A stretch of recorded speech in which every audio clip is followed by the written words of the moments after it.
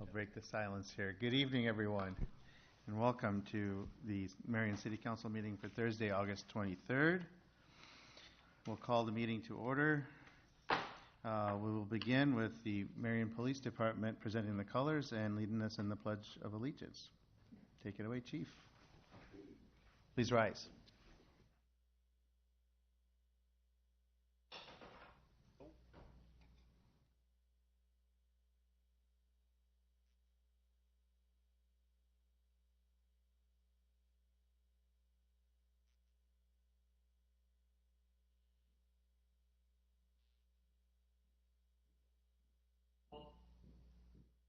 About face, present, color. Pledge allegiance to the flag of the United States of America and to the republic for which it stands, one nation, under God, indivisible, with liberty and justice for all. Order, color. Ready, face. Forward, mark.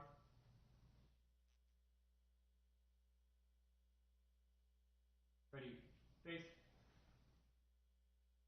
Pose.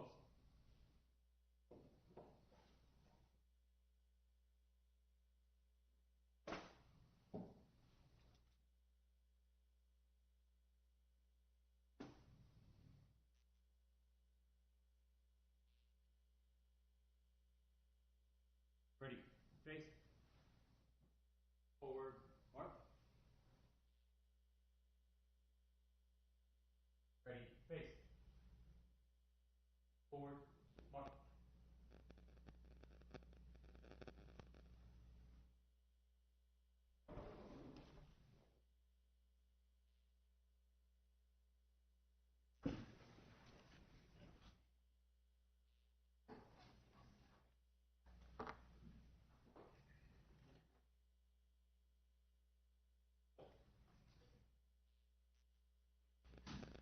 Good evening. My name is Joe McGill. I'm the Chief of Police for Marion. Tonight is a very special occasion for the Marion Police Department and our community as a whole. I have the distinct honor of recognizing the hard work and dedication of one of my staff by promoting him to sergeant. To Mayor, please. Join me, please. Jason Schamberger. Tonight, I'm proud of what he's going to bring to our department. To brag on Jason extensively tonight. I just want to offer a sincere thank you to his family that is in attendance. Our families share a lot of burdens. Their unwavering support and dedication to the job that we serve that allows us.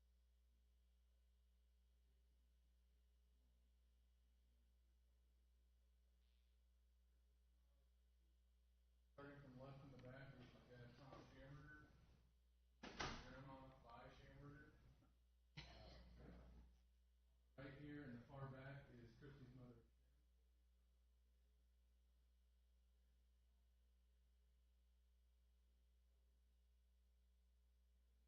Sleeping in the stroller is our 4.5-year-old son, Colton. The baby seat back there is our 4.5-month-old daughter, Kyla. Wow. And in the front row here in the yellow shirt is his wife, Sharon. Support Jason for so many years and for allowing him the honor of working for him. Jason was born in Key West, Florida, and traveled across the country as a child and a military veteran. He lived in places like Guantanamo Bay, Cuba, and San Diego, just to name a few. Jason moved to Iowa in 1996 and attended the University of Northern Iowa. And being the overachiever that he is, he obtained 2 bachelor's degrees from the University, one in marketing and one in psychology. I don't know why he didn't pick Jason joined Marion Police Department in 2004 and then attended the Iowa Law Enforcement Academy where he graduated #1 in his class representing the city. Over the past 14 years, in various capacities. He was our K-9 handler for Lingo, and you can see Lingo up there in the screen. Lingo is still with us in the world. I suggested that he bring Wingo tonight, but he said that he would come. Thanks, Jason. I'll just leave Wingo at home. But yeah, I get to see Wingo every now and then over there, and he's still very much a part of their family. And I know the Marion community loves that. Jason currently still serves on our SWAT team for the Marion Police Department, where he's the assistant team leader. He is an advanced accident reconstructionist. I walk in the room sometimes when they're doing the walk out because I don't want to embarrass myself. He has served as an FTL, and he also serves on our honor guard, which you saw posted colors earlier. Ever since I assumed command of the Marion Police Department just about 19 months ago, Jason has impressed me with his positive attitude, his willingness to go the extra mile, and his willingness to support the mission of our agency, no matter how difficult it can be. I've counted on Jason over the past year to help me troubleshoot areas of our department that need improvement and to build processes that make us more efficient and effective. He's proven himself to me every time that I have tasked him, and I'm sincerely thankful for everything he's done. I'm more grateful, though, however, for the role that he is about to assume. Reach higher and become a leader on this department ensures that the Marion Police Department is in very good hands moving forward. I look forward to watching his accomplishments in the coming years and the good that contributions he will make to this. Here, I've lost it now, just like I said. Sergeant Chamberlain, we're so very proud of you.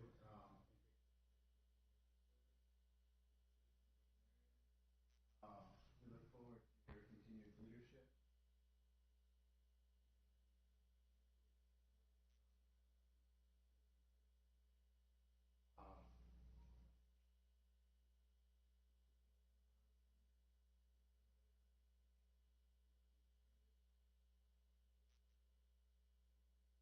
The entire city staff, all 200 members on the city staff, our entire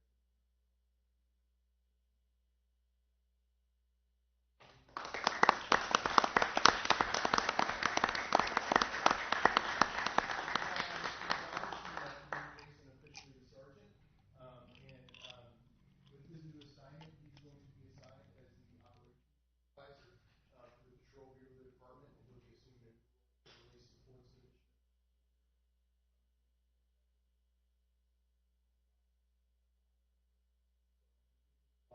His new badge to his wife, Christy, who will then on his chest for the first time.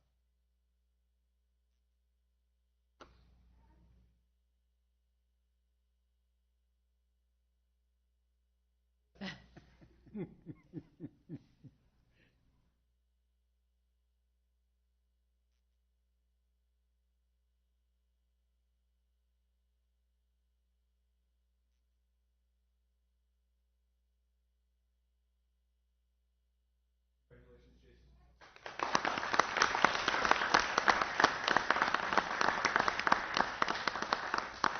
Just a couple minutes for pictures, if that's okay, and then family wants to come up real quick. My any of the department staff that wants to jump in here with Jason and his family, I'll jump out of the way.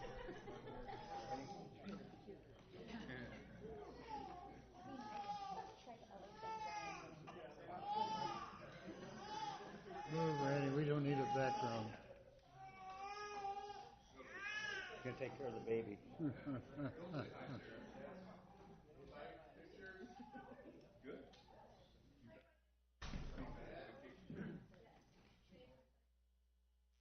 Can I get you back there with Jason?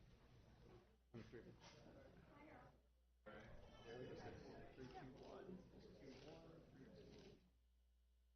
Can you stay there for a moment? Yes, sir. 3, 2, 1. Perfect. Thank you, sir. Thank you, everybody, very much.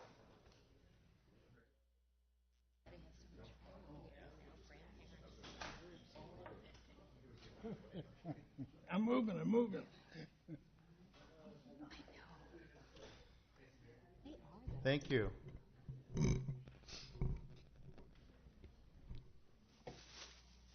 That was a very nice ceremony, and I have to admit, every time I see when the colors are presented that way, I get choked up, so we should do that more often. Okay.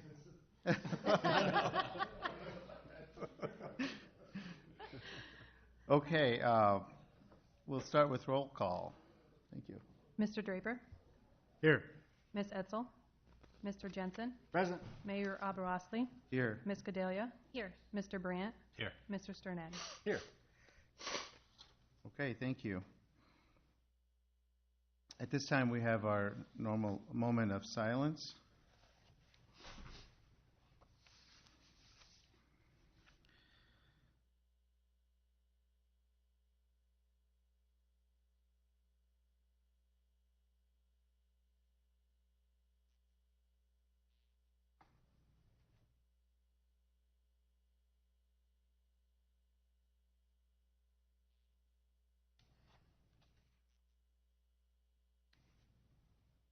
Thank you.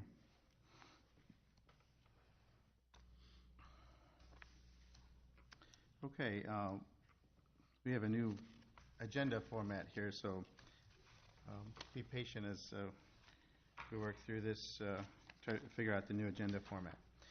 We have our consent agenda coming up, and at this time, if there's anyone here to comment on any items on the consent agenda, is that correct, staff? Yeah, right?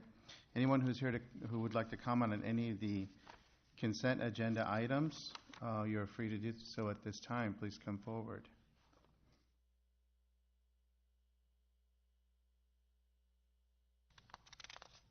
Okay, seeing that there are none, we will move on to the consent agenda with Councilman Sternad.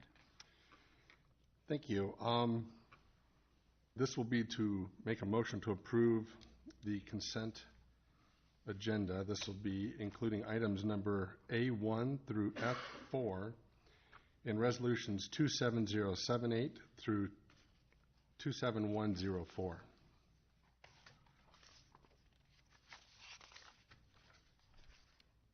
Any second? Second. Okay, I thought that was going to die for lack of a second. Thank you. There's only 6.5 pages of it. Thank you, Mr. Draper. Okay, so we have a motion and a second to approve the consent agenda as presented, items A1 through F4, which includes resolutions 27078 through 27104. Any discussion? Real quick, item 4F, 4F?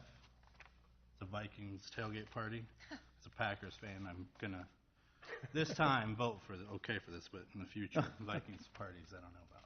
Okay. All right. Other discussion?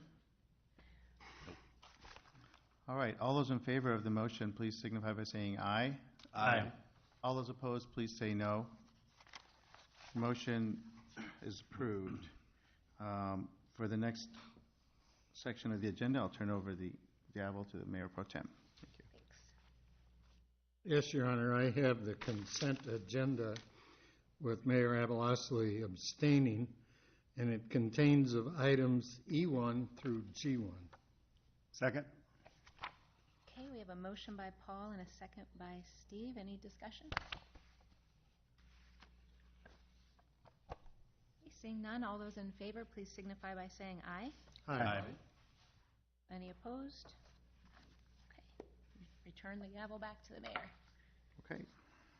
Okay, next I'd like to make a motion to approve resolution number 27105, approving the library director employment agreement with Holly Trainary. Trainary.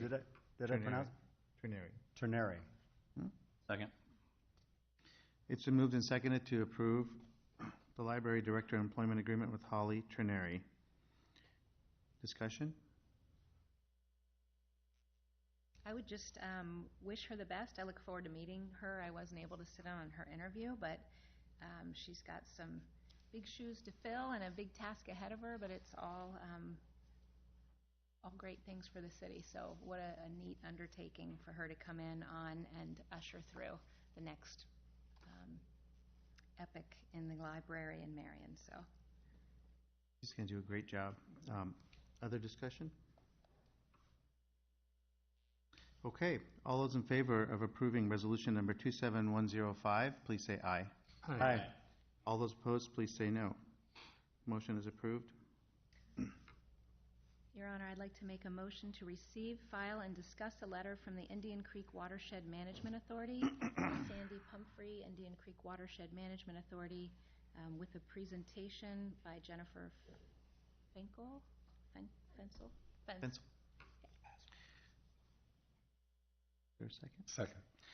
It's been moved and seconded to receive, file, and discuss a letter from Indian Creek Watershed Management Authority with a presentation by Jennifer Fensel. Any discussion on the motion?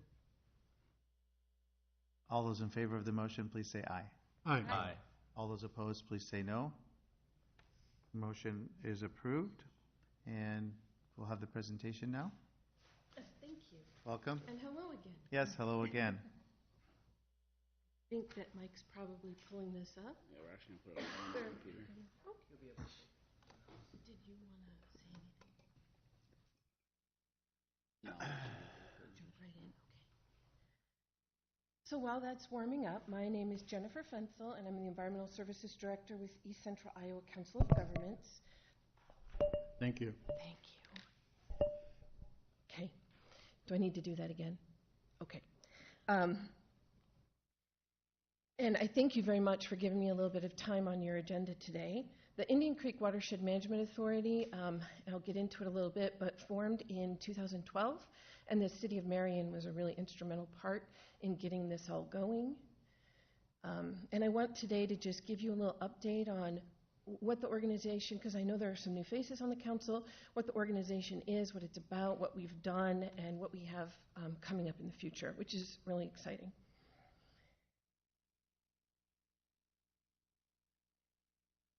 And I think we're ready. Perfect. Thank you so much. Okay. Roll. No. Okay. I like to start presentations about watersheds with just a little bit of context. I don't have a pointer, but if you can take a look at this map, it's a map of the full Cedar River Basin and the full Iowa River Basin, which, you know, those join together before they drain into the Mississippi. You can see Cedar Rapids in Lynn County there, and you can see Marion. The watershed that I'm talking about is the upper end of that brighter yellow. So the lower Cedar, it's the upper end of that. So we're at the top of the lower Cedar watershed, but as you'll notice, we're on the receiving end from a lot of land area drained north of us. So I'll give a little bit of background. Watershed management authorities are relatively new. After the flooding in 2008, the legislature created legislation that authorized the formation of watershed management authorities under Chapter 28E. So they are a quasi-public organization, but they're really more of a coordination of existing political subdivisions like cities, counties. They also include soil and water conservation districts. The whole purpose of a watershed management authority is to address issues particularly related to flooding on a watershed scale. As the map you just saw clearly outlines, you have no control over the water that falls and drains through your community. You really have to work with upstream partners on that. And everyone is upstream, and then there's also someone below stream. So we're kind of all in it together. I didn't mean to do that, but okay. It is also one thing I'd like to point out, even though the name has the word authority in it, a watershed management authority has no authority.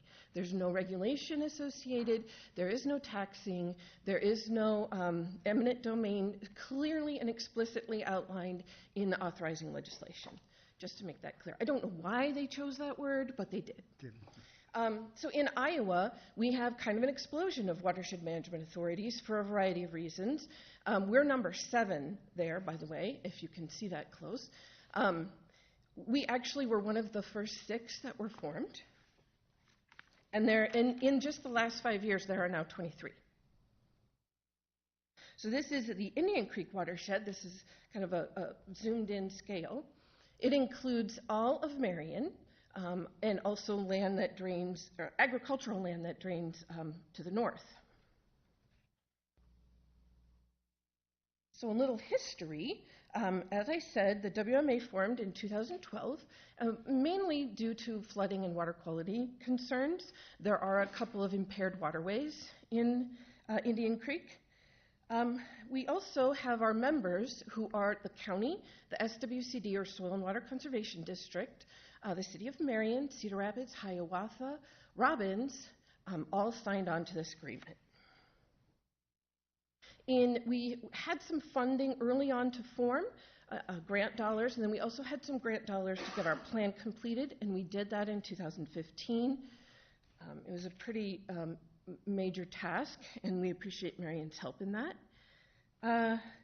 At the conclusion of the planning process, the members decided that they would like to have some level of administrative support to kind of keep meetings going, to keep activity going, and really to do some grant writing to get some more funds to implement the plan. And so in fiscal year 2016, they agreed upon a contribution formula. And again, as I said, the WMA itself has no means of raising money, but its members can voluntarily decide to contribute. And so that's what they were really going for. At that time, Marion decided to basically participate in that in kind, particularly because I think right around that same time you had established a stormwater coordinator. And so it was felt that those activities would go work hand in hand with what the WMA was doing. Okay. And I wanted to point out too that the financial contribution that the rest of the members were contributing, that went to continue grant writing and administrative services to kind of keep the ball rolling. So earlier this year, we were actually awarded some funding from the Natural Resource Conservation Service to create a new position in Lynn County called the Soil Health Coordinator to focus specifically on Indian Creek. That funding is for 5 years, and the WMA is contributing some cash to support that position. Just going to skip that one. So on to a couple of accomplishments. I think I've probably already gone over some of this. I did want to point out, again, we did our plan. We've had lots of outreach and education activities. Steve Cooper has actually helped put on some good workshops in partnership with the Iowa Stormwater Education program. And Cook College has been a really solid partner. The City of Cedar Rapids funds them each year to continue water quality monitoring. And just in case you were wondering, the snapshot of that, or I guess the takeaway from that, is nitrogen is high in Indian Creek, but it varies seasonally. And E. coli is high in Indian Creek, probably more often than not when samples are collected. So that's something that you'll want to be aware of. We also have partnered with the UNI Geotree Center to do some modeling work. That's really a useful tool. It predicts runoff in urban areas. We can use that to kind of determine where practices should go to infiltrate more water. And as I said, that grant, the Soil Health Coordinator grant, again, we got $306,000 over 5 years. The cash match was critical that we brought to the table in getting that grant. And it's going to focus on practices throughout the watershed, particularly upstream of you, to hopefully improve soil health and increasing infiltration so that you don't have as much stormwater coming at you as fast. And some of the practices include cover crops and no-till in the ag areas. Can you repeat that? They cover what? So the practices will be no-till farming, so you're not doing that breaking up the soil every year, every growing season, and also cover crops. Thank you. Okay, so I wanted to let you know that what we're working on, what we have coming in the future, and that is obviously the Soil Health Coordinator position. We're also going to work on expanding our public outreach, getting some new materials, to make that happen. And I guess in summary, we are asking for Marion to consider shifting their in-kind contribution to a cash contribution to help support both the soil health coordinator position, but also some of the other activities that we hope to undertake in the next few years. And if you have any questions, I will be happy to try and answer them. Okay, any questions? Comments? Yeah, Go I have ahead. a couple. Because this is a new organization, and obviously there's a need, how big do you plan to grow? You know, I'm just thinking from a contribution standpoint, and I saw the two metrics by which percentages were determined, but obviously Marion's the largest. So I'm just wondering, on an annual basis, will we continue to be asked for more and more and more, or do you have a cap at what would be the ideal watershed management authority size to accomplish the goals that you have? What's the end game for Okay. this? I probably can't answer that entirely, but I can tell you that Indian Creek WMA is, in terms of its member support, sort of unique and special in Iowa. There aren't a lot of other WMAs that have had that level of member contribution. There, in Polk County, there are some staff funded through the WMA, and also in Dubuque. In terms of how far, you know, it really depends on how,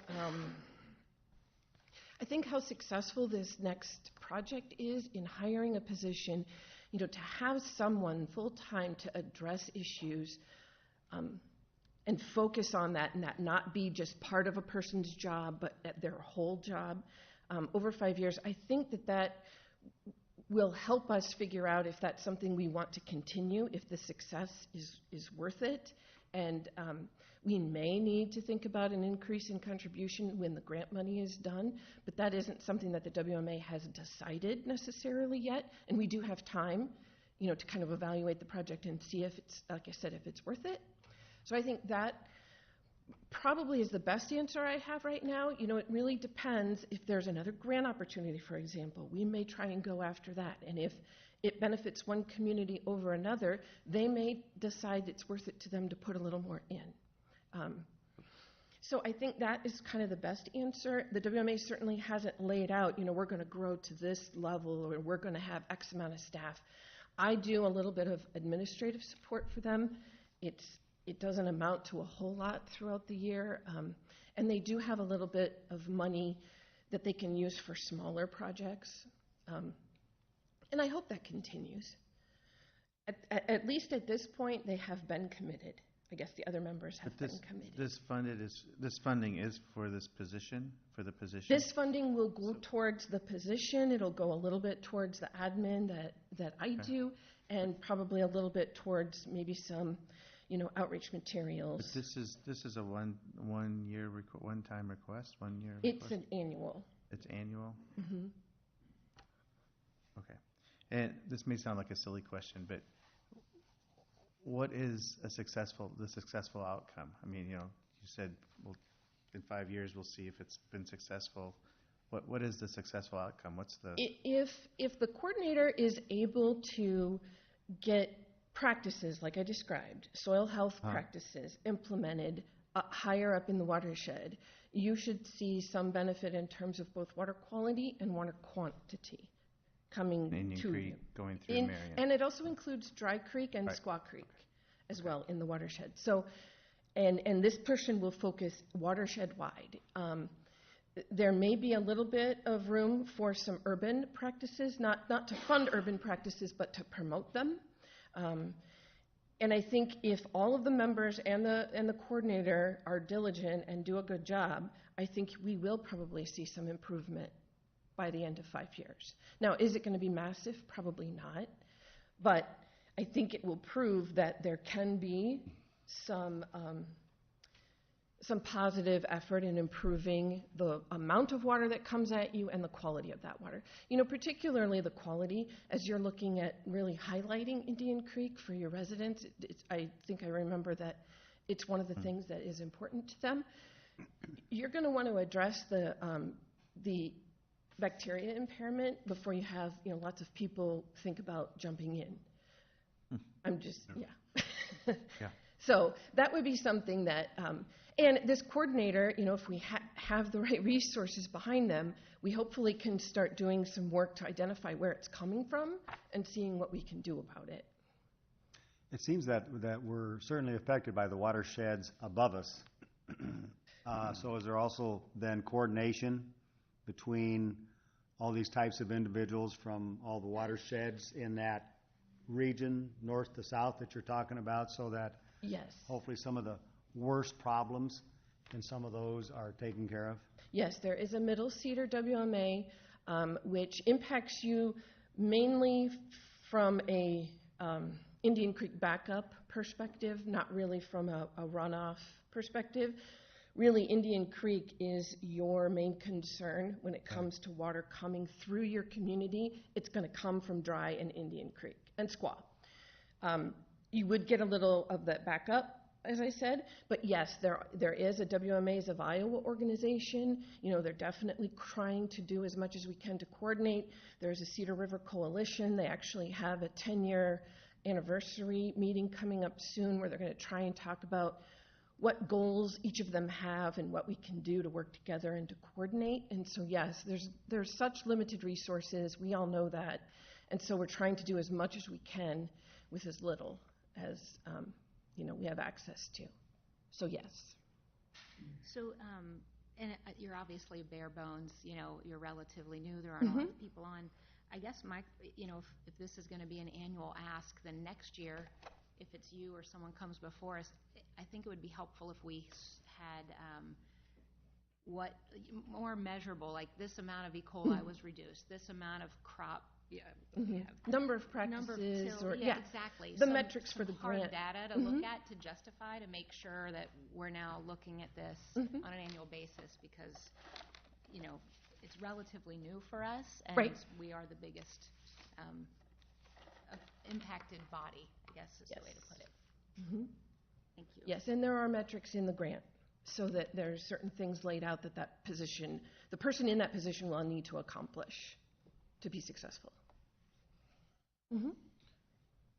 Any other comments? I do, yes. I have a few here I'd like to address. Can you just touch base? I want to make sure I have a thorough understanding of this, where it's noted here that Marion opted out of the cash contribution instead of pledging in kind. I understand the definitions of those two, but I don't understand how that applies to this. Can you clarify that for me, please? How it applies to asking for the shift? Is that what you mean? Okay. Correct. So when that contribution formula that you have, what was attached to the letter, was determined, that was in 2015, and we started sending invoices in fiscal year 16. I'm sorry. Marion, decided, we had the stormwater coordinator, and our support's going to be in kind. We have not changed that amount. We've sent those same invoices each year since. Marion has said, no, we're going to stay in kind. And so now this is just saying, for fiscal 19, which we're currently in, would you consider shifting from your in-kind contribution to this $17,000, I'm sorry, I don't have the exact number in front of me, That's okay. cash amount. So it's basically just, it's the same amount as it has been over the years. It's just asking if you'd reconsider and shifting from an in-kind to cash. And part of the reason for that is that as I said, the cash match was critical in getting the grant, but it also is going to be really important, because we are providing a full-time position with benefits through Lynn County and through, their whole system of union bargaining units and things that I'm not as familiar with. And so an easy ask in a grant, we're going to need $20,000 a year for this position. Well, in fact, probably it's going to be a little more, and none of us know how much health care is going to go up, for example. I'm sure you see that in your budgets. And so it will be really helpful and important to have some of that cash to be able to cover those unexpected, unforeseen, what I'm assuming will be an increase in budget or in benefit cost to keep this position for 5 years. Okay, thank you. Did that help? This next question will be for you, Lon. Can you tell me, does this come out of, we received correspondence from Todd. Do the proceeds on this then come out of the account from the stormwater receipts category? Where do these proceeds go or come from for this? This would be budgeted as an expenditure from the stormwater utility, so it would show up in that account. I'd have to look to see the exact line item if we have something in there for contributions or miscellaneous contracts, but typically a 2080 agreement is classified as a contract, so it would show up in that line. Thank you. So If there's a PowerPoint up, I can't pull up the budget software to tell you off my system. Water quality initiatives is an appropriate use of that stormwater utility? Yeah, everything that Jennifer has been talking about with all of those watersheds north of Marion impact our stormwater. You know, this is all generally surface water runoff versus water that's going down and recharging the aquifers. Some of it is going to go down and recharge the aquifers, but when you think about what happens in those big rains, we can tell you that there's a farm on the north side of County Home Road that when it comes out of their banks, we've got half an hour. It's all coming from the north heading towards Marion. Okay. That clear up your question? That's it, thank you. Thought of one more quick Go ahead. one. So you had a map that showed all of the entities around the state. I don't remember. Yes, that one. Is this the trend? They're all sticking around and they're kind of growing a little bit? Is this? I'm not really sure I would use the word growing, other than to explain or to describe the number of WMAs in Iowa. The reason the boundaries look the way they do is because they are formed based on their hydrologic unit code, or HUC number.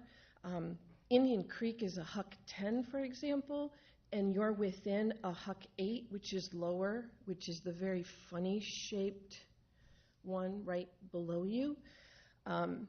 The one above, Middle Cedar, that's also a HUC 8. And so these watershed management authorities, they're formed based on their watershed boundary, and they invite participation by the entities that are within that boundary.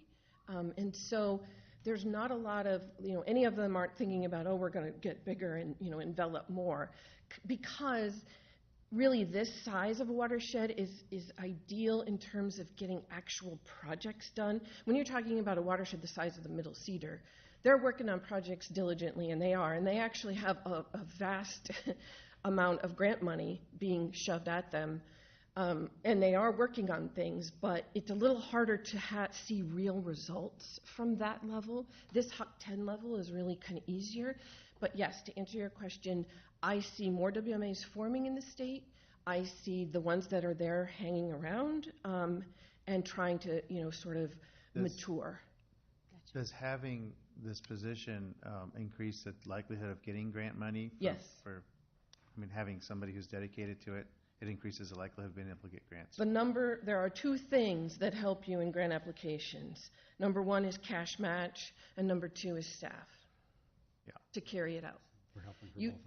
When you have an organization that has someone that has maybe, 5 hours a week devoted to it, but when they know there's a person committed on the ground, making relationships, doing that hard on the ground work, and then you have cash match. I can't tell you how important, I cannot overemphasize, cash match made all the difference. The grant we got is ridiculously competitive, and not only did we get it, we got it fully funded for the amount we asked for. That's almost unheard of. And the reason is because we put out cash match. Okay. Thank you. I appreciate your time. Thank you for your time and explaining this to us. Okay. So on to the next item in the agenda. Where are we? Right, Well, that's the vote here. No, Yeah, we're on to number Yep. 3. Is it me? Mr. Brandt. Sorry. Make a motion to approve Resolution 27106, approving payment in the amount of $17,433 to the Indian Creek Watershed Management Authority. Second? It's been moved and seconded to approve resolution number 27106, approving payment in the amount of $17,433 to the Indian Creek Watershed Management Authority. Discussion. I would note, as someone already has, that we received correspondence from the director of the Water Department, who is in full support of this. Other discussion or questions? I have one. Yes. So one of the maps that was up there showed the watershed for the Indian Creek, and we're right on the eastern edge of that. What happens if we grow more to the east, and are we going to be in another watershed authority? Are we going to be in two separate? Does that make sense? Yeah, I don't know that Okay. there is a watershed that has been established on the east side. It's another one that could be established, but yeah, Okay. that's a possibility. So if we go further to the right, or to the right, To the east. to the east, that would be out of the Indian Creek, the shed for the actual Indian Creek. Correct. itself, You can and see the Squaw blue and lines. Those are the The actual. water, yeah. Couldn't they just change the boundaries? Right. I mean, Extend these are different Be out of creeks, it. and so it would be the watershed. If there was one established, it would be this creek that eventually goes to the Cedar as well. Sure. You got a few small towns over there. Okay. Okay. Other questions or discussion? Thank you. Lon, do you have any input on it, or any recommendation? No, it's an appropriate use of stormwater dollars. It's just, it's a different practice than we've done in the past, so we would have to incorporate it into budgeting for next year. Okay. All right. Are we ready to vote, or any more discussion? Okay. We'll go ahead and vote. All those in favor of resolution number 27106, please say aye. Aye. All those opposed, please say no. Okay, we have a unanimous vote, so the motion is approved. Thank you. Mr. Sternad. Your Honor, I would like to make a motion to receive and file, discuss, and refer to TAC a request regarding the use of golf carts within the city limits as presented by Joseph Jess, 975 18th Street. Second? It's been moved and seconded to receive, file, discuss, and refer to TAC, a request regarding the use of golf carts in the city limits. Discussion. I have an item, Your Honor. If we were to ever get serious about this, insurance becomes an item. And you'll have to help me, Randy, but a golf cart is covered on the homeowners while you're playing golf. If you're driving it to the golf course, it is not covered. So we'd have to have insurance certificates on every one that would be driven on a street to make sure they're insured. I'm using 10-year-old knowledge. So. That is correct, and most municipalities that do allow and authorize those, they do, as part of the registration fees, require that proof of insurance. The golf cart is, if it's used on public right-of-ways, is constituted as a vehicle by the state of Iowa, and therefore follows the vehicle laws. Thank you. You're welcome. Some things never change. Yeah, my comment about this is that I'm not sure I'm in favor of even moving it on to TAC. I think our city staff has plenty of other things to do that are more important, and even if this comes about, I would not be in favor of it. I can't see any way, shape, or form that I would support this. My question is, is this a one-time request, or have we had other people request it? It's just one citizen requesting it? In my tenure, this is the only request that I know of, and it was one person that came in and asked for it. Okay, so then I would agree with Steve, but I don't know how everybody else feels. And if there's a general consensus on that, you could amend the motion to receive and file, but not refer it. Correct. If that's the will of the council, I guess, we could entertain that kind of a motion to receive and file it, and then, but not refer it.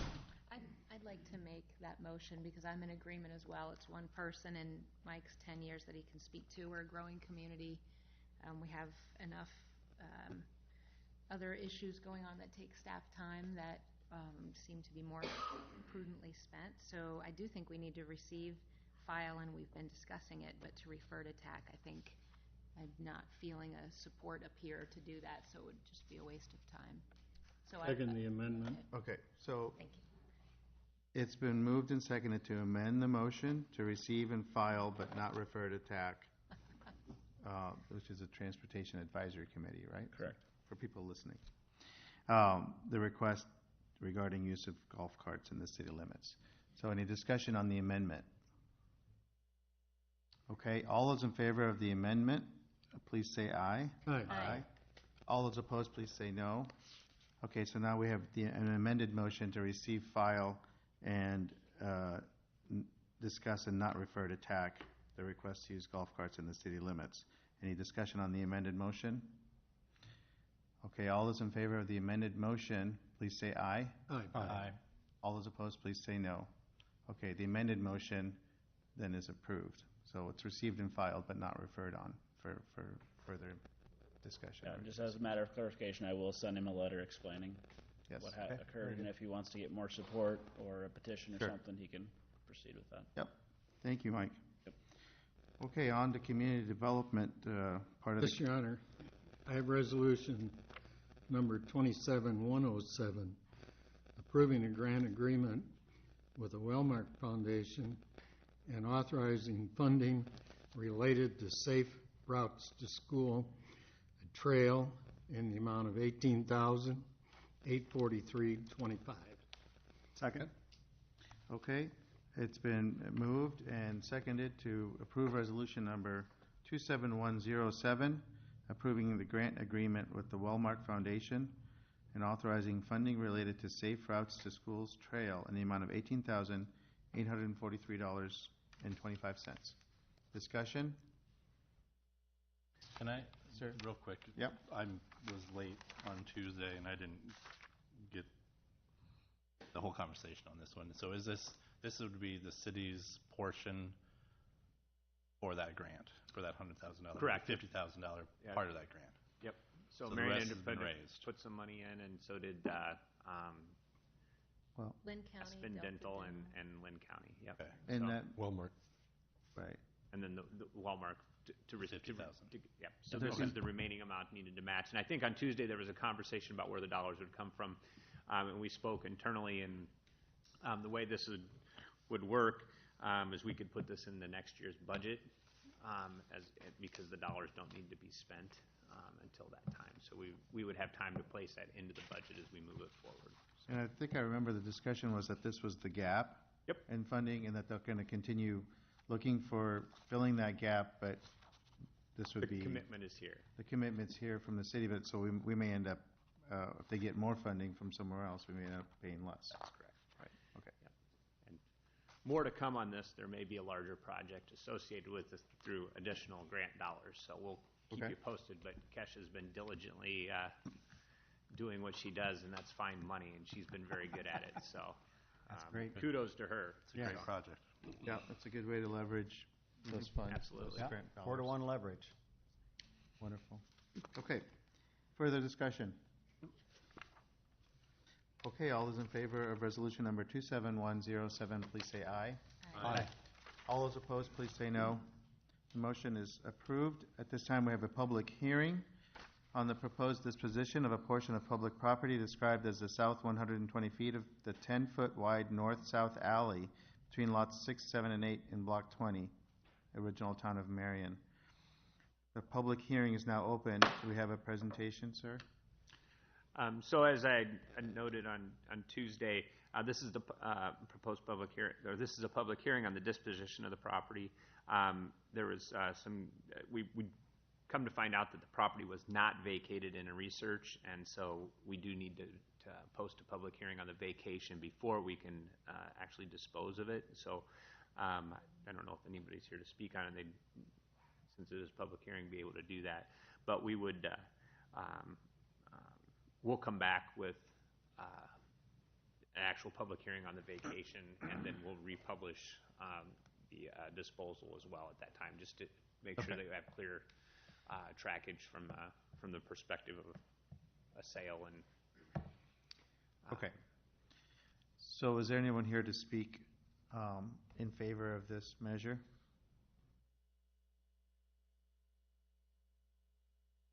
Okay, anyone here to speak in opposition? Please come forward. Okay, the public hearing is now closed, and we will move on to the next public hearing. We have a public hearing regarding revisions to Chapter 176 of the Marion zoning ordinance, removing and replacing current Chapter 176.06 rules and definitions to include new and updated definitions. And this was continued from August 9th, 2018. Public hearing is now open. Do we need a presentation, or is there a presentation?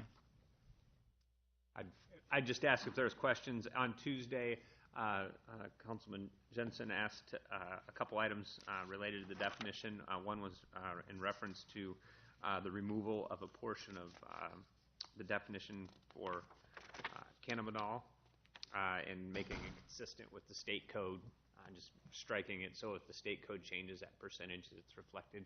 And we went ahead and did that in the document.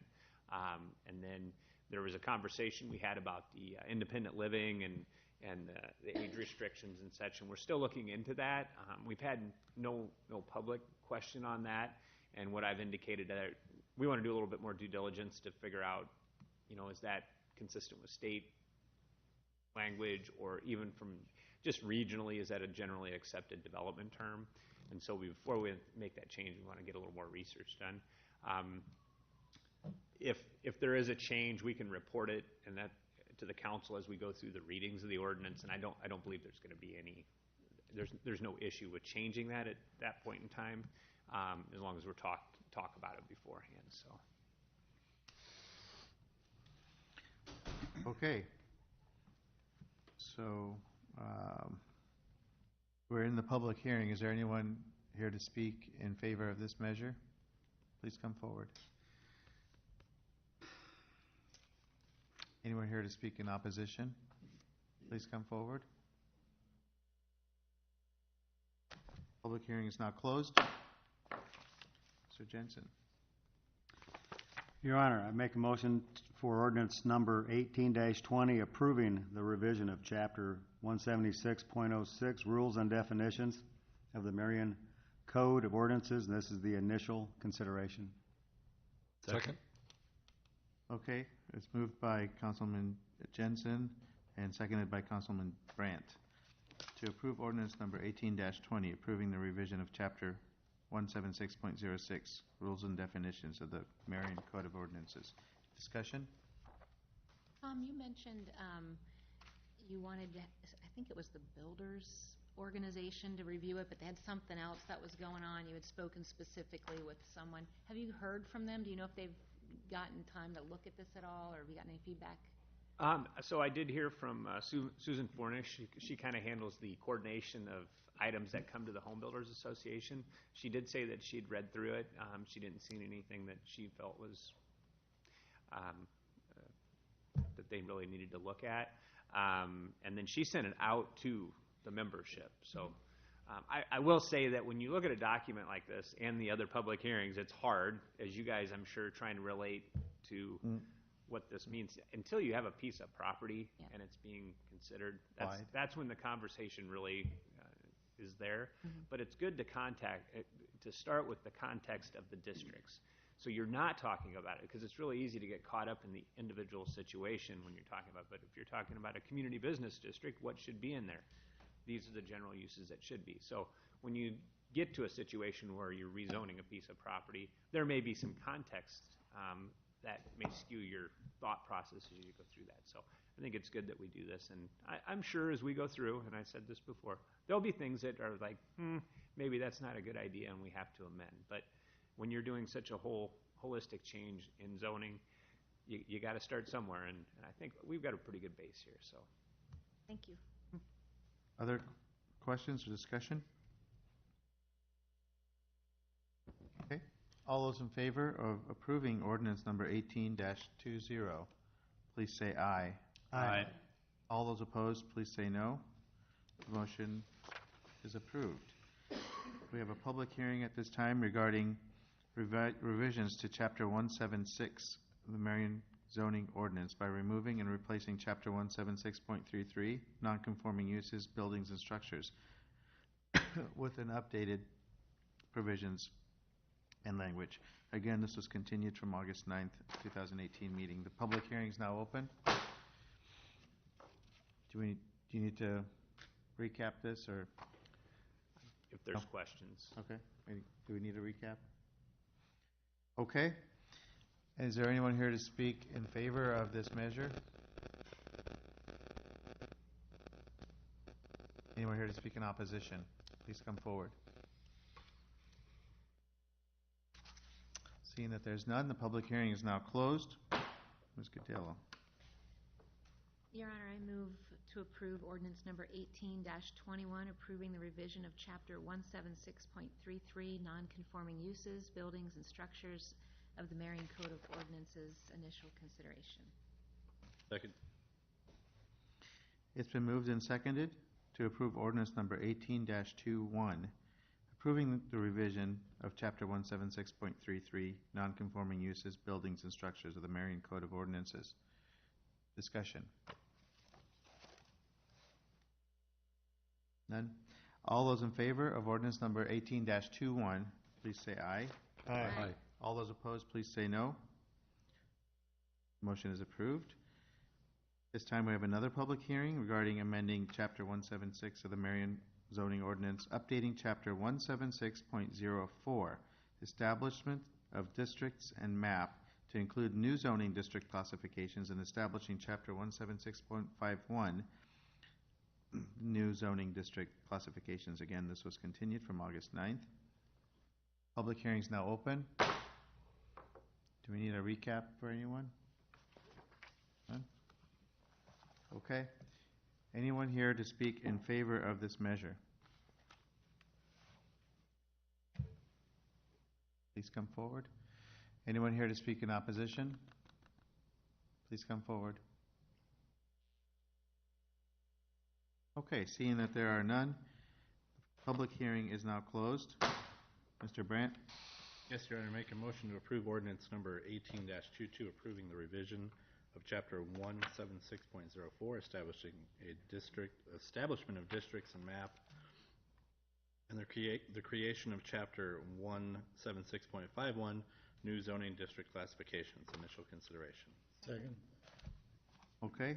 Moved by Councilman Brandt and seconded by Mayor Pro Tem Gadela to approve ordinance number 18-22, approving the revision of Chapter 176.04, establishment of districts and map, and creating Chapter 176.51, new zoning district classifications.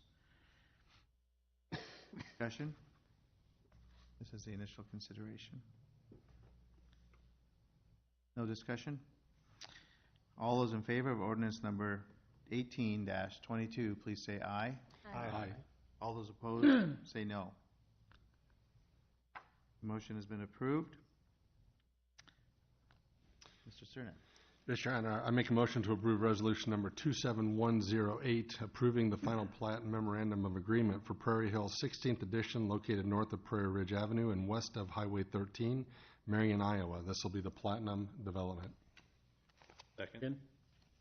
Okay, moved by Councilman Sternad, seconded by Councilman Brandt, to approve resolution number 27108, approving the final plat and memorandum of agreement for Prairie Hill 16th Edition, located north of Prairie Ridge Avenue, west of Highway 13.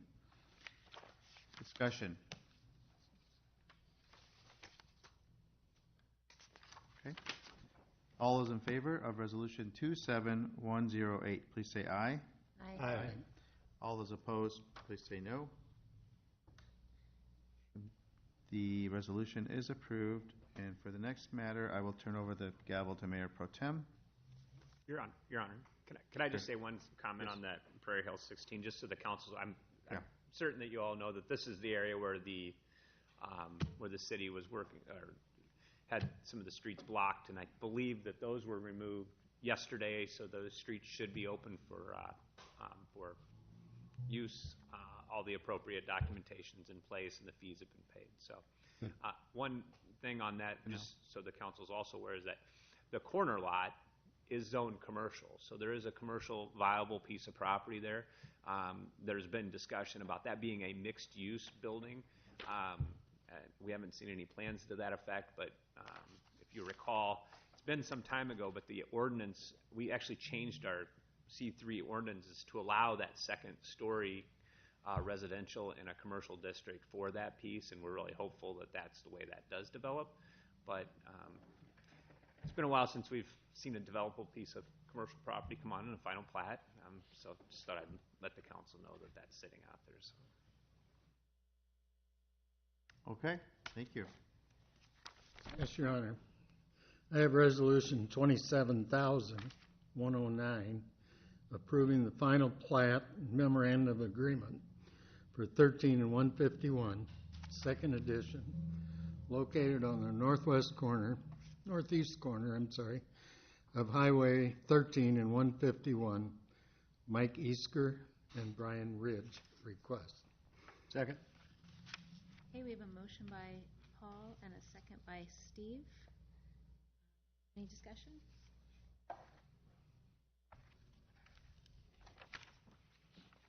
Okay, seeing none. Oh, And this again is commercial property out at 151 in Squaw Creek. So, and it does final plat the remaining piece. I think Paul asked me that question earlier. It does go all the way out. So, while the Bluebird project that was proposed out here is not, moving forward in that in that manner, they would have to bring that back. Any project out there. So the final plat just ensures that the public improvements are going in, and actually, I think the police and fire are going to be happy to see that the streets are all connected as that development starts to occur. So That'll be good. thank you. Okay, all those in favor of resolution number 27109, please signify by saying aye. Aye. Any opposed or abstentions? Okay, motion passes. I'll pass the gavel back to the mayor. So I would mark me down as abstention, right? Okay, thank you. Your Honor, I make a motion to approve resolution number 27077, approving a partial deferral of installation of the south 75-foot of sidewalk adjacent to Downing Farm First Edition along Alburnett Road, and this was originally tabled on August 9th. Second? It's been moved and seconded to approve resolution number 27077, approving a partial deferral of installation of the south 75 feet of sidewalk adjacent to Downing Farm First Edition along Alburnett Road. Looks like we have a presentation. yes, Your Honor. As you recall, at the last meeting when this was tabled, the applicant had requested some time with the council to speak to the issue. Just for reference, the map, Alburnett Road south of the Terrace Road roundabout. Terrace Glen Village is on this larger parcel here, and the sidewalk would run along the east edge of it, north to south. And the request came in to defer it. We went with a partial deferral, stopping short 75 feet. If you've driven out there, there's some land issues in that south edge. So, that'll be something we'd probably like to address whenever there's continuation of that sidewalk. So, anyway, I know Jordan Anderson is in the audience and wanted to address the council. Okay. Could you cover the recommendation, or at least why the staff is talking about a partial deferral Correct. versus a complete deferral? For the partial deferral, the reason we're stopping short is that even if we put it into the property line, it would likely require that there'd be grading that would occur when it's extended, and it would be there'd be a lot of expense at this point to bring it all the way up to the property line. And I don't know, Mike, if you have some comments on how that design is. And Yeah, I mean, it would make it hard because with the county subdivision that we annexed in there, we would have to grade on their property in order to get the sidewalk in the correct location. So we'd have to get some temporary easements and do that. There's also utility boxes and several trees that would have to be taken out in order to get that sidewalk in there on that very southerly 75 feet.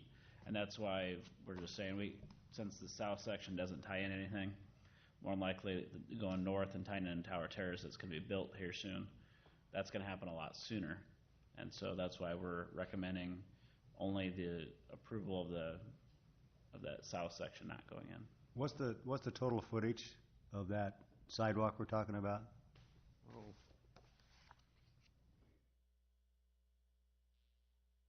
Odd size. I don't have a scalable map, but it's 400 to 500 feet, I would imagine. 600. Almost 600. Okay. Yep. And Around 600 feet, you said? that's correct, yep. Okay. Did that answer your We'd question? be deferring 75 feet of that. That's And, okay. But to a specific date or a specific event, or we're just deferring it?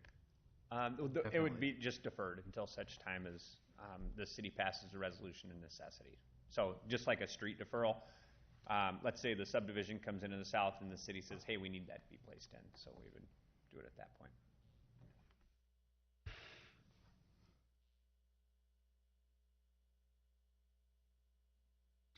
Okay. Discussion on the motion, or I guess we do have comments by the developer. Yeah, I'm Jordan Anderson. I'm here from Olathe, Kansas. I represent Scenic Development, which is the managing member of CCRC of Marion, which owns the property here. I guess what I would be asking for would actually be the deferral of the entire sidewalk. And these guys have mentioned already a good deal about why it's difficult on the south side and are recommending the partial deferral of the southern portion.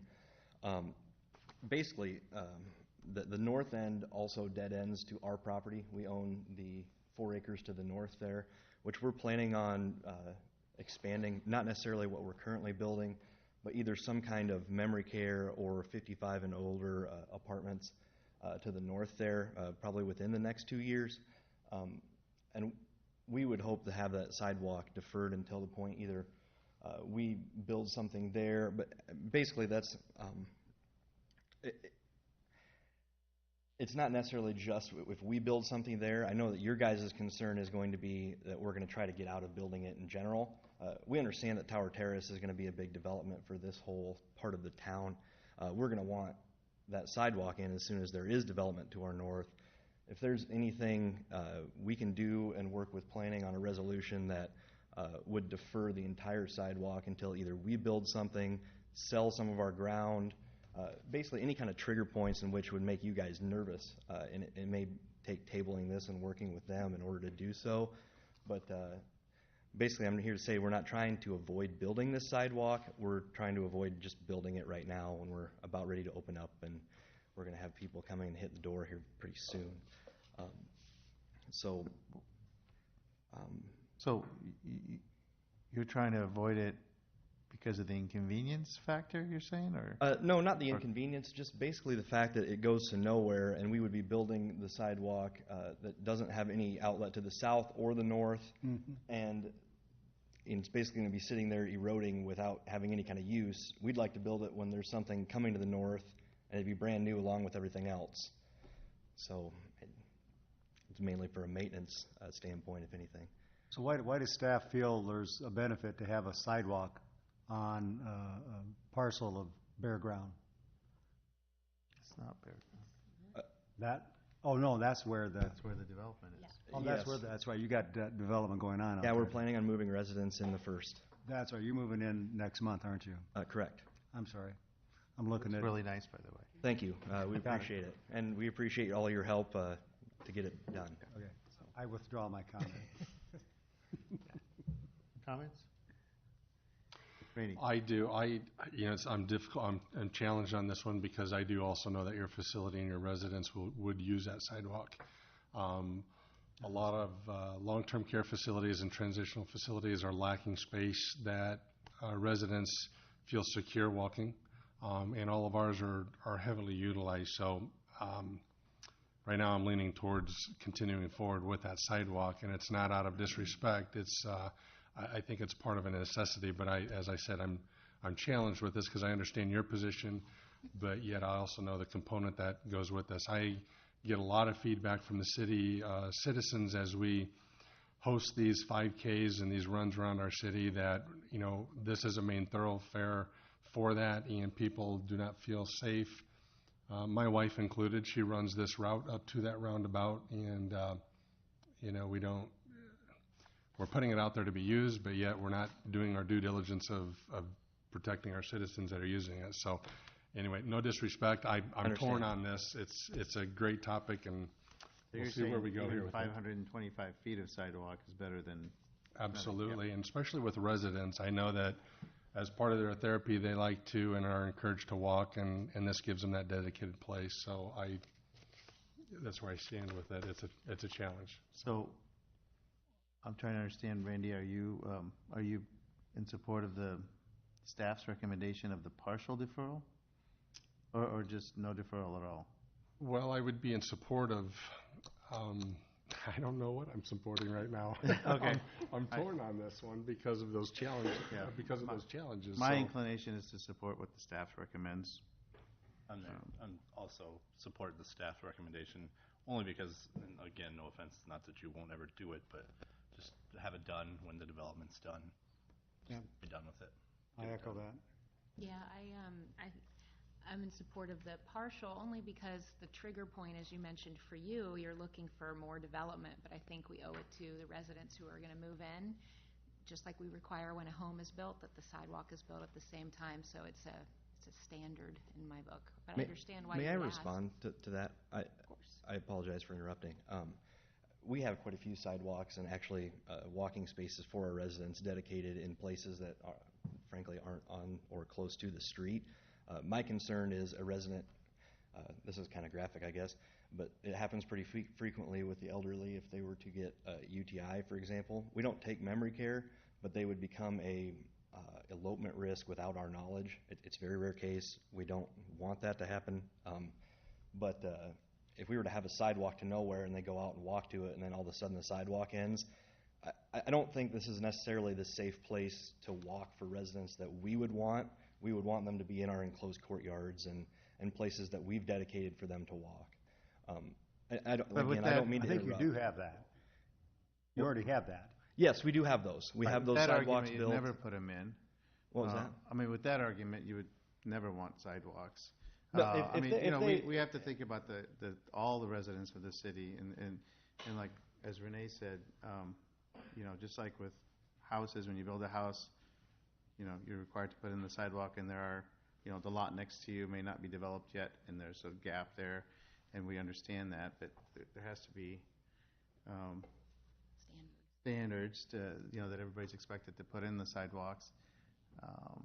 Which we're running into now. There's a lot of that around town that we're trying to fix, where there's And I'm not trying to an argue empty with you. lot. Like I said, I understand. think this is a beautiful It's a valid development. point. I drive by it every day. I think it's a great asset to the city. It's probably less expensive to put in the sidewalk now than in 2 years or in 5 years or whatever it is. So, To me, it makes it help look like a finished product. I mean, you've done a great job. I love the facility. I love telling people about it. Thank you. Because you've done such a great job. To me, this helps finish it and make it look complete. Thank you. So,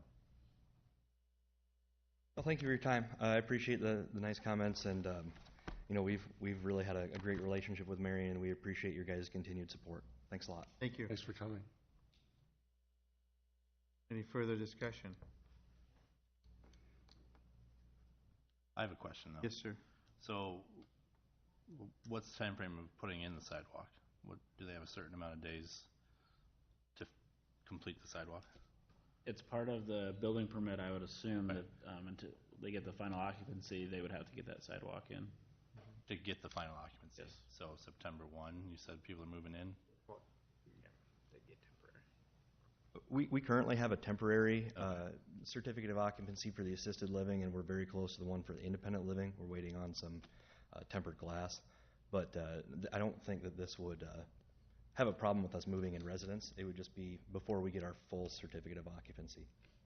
Correct, yeah. Thank you, sir. So that can be done after your residents have moved in, then do the sidewalks, so it's not interfering? Okay. And our subcontractors know, based on tonight, what's going And that's a good point. Thanks for bringing that up. That's a critical question. Other discussion? So to be clear, the motion is to approve partial deferral of the south 75 feet of sidewalk. So then that would require the remainder to go in. Okay, so everyone's clear? Yes. Any further discussion? All those in favor of the motion to approve resolution number 27077, please say aye. Aye. All those opposed, please say no. Okay, the motion is approved. Thank you. At this time, we have a presentation by the Parks Department, correct? That's correct. Regarding the emerald ash borer, which I understand has been found here. Your Honor, council members, a couple weeks ago, we announced that we had our first confirmed identification of emerald ash borer and ash tree within the city limits of Marion. At the work session a couple weeks ago, I kind of touched around the edges of our emerald ash borer response plan, and that we would start to initiate portions of that plan. I've asked our city arborist, Mike Simprich, to come before the council tonight and do an update and identify impacts and then our next steps associated with how we respond to the ash borer in Marion. So. Hi, Mike. All right. Welcome. I'd like to first thank you guys for taking some time in the agenda tonight to hear about our response plan. My name's Mike Simprich. I'm the arborist with the City of Marion. Make sure I've got everything working right here. How do I move forward? What's that? Just click. Excellent.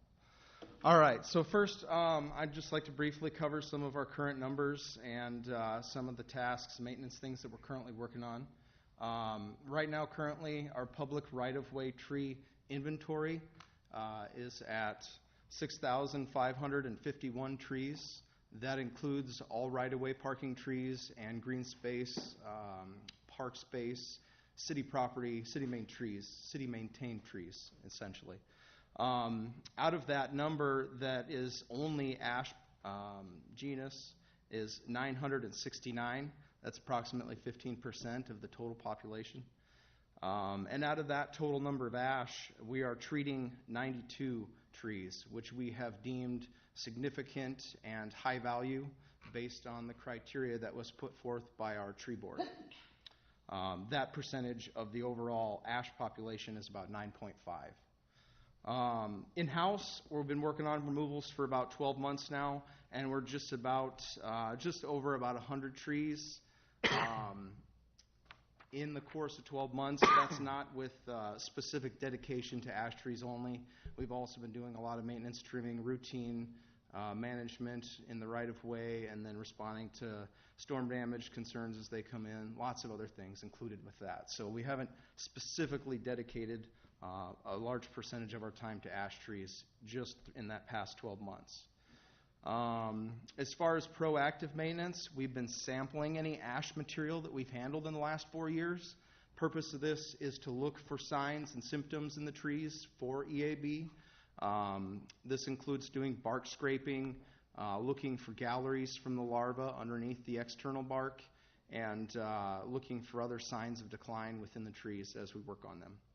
We've been reviewing dense pockets of ash for symptoms throughout the community, specifically areas where we have smaller localized pockets of just ash trees or areas where there's a higher density of ash tree population. We've also been working on thinning some of those dense pockets out. That, for example, would be in a neighborhood where all the right-of-way trees are ash down both sides of the street. Rather than go in and clear cut the trees when the time becomes necessary, we've been trying to reduce those tree populations in those smaller areas by about 50% so that we can start the replant process before we go in and remove the entire canopy in those neighborhoods.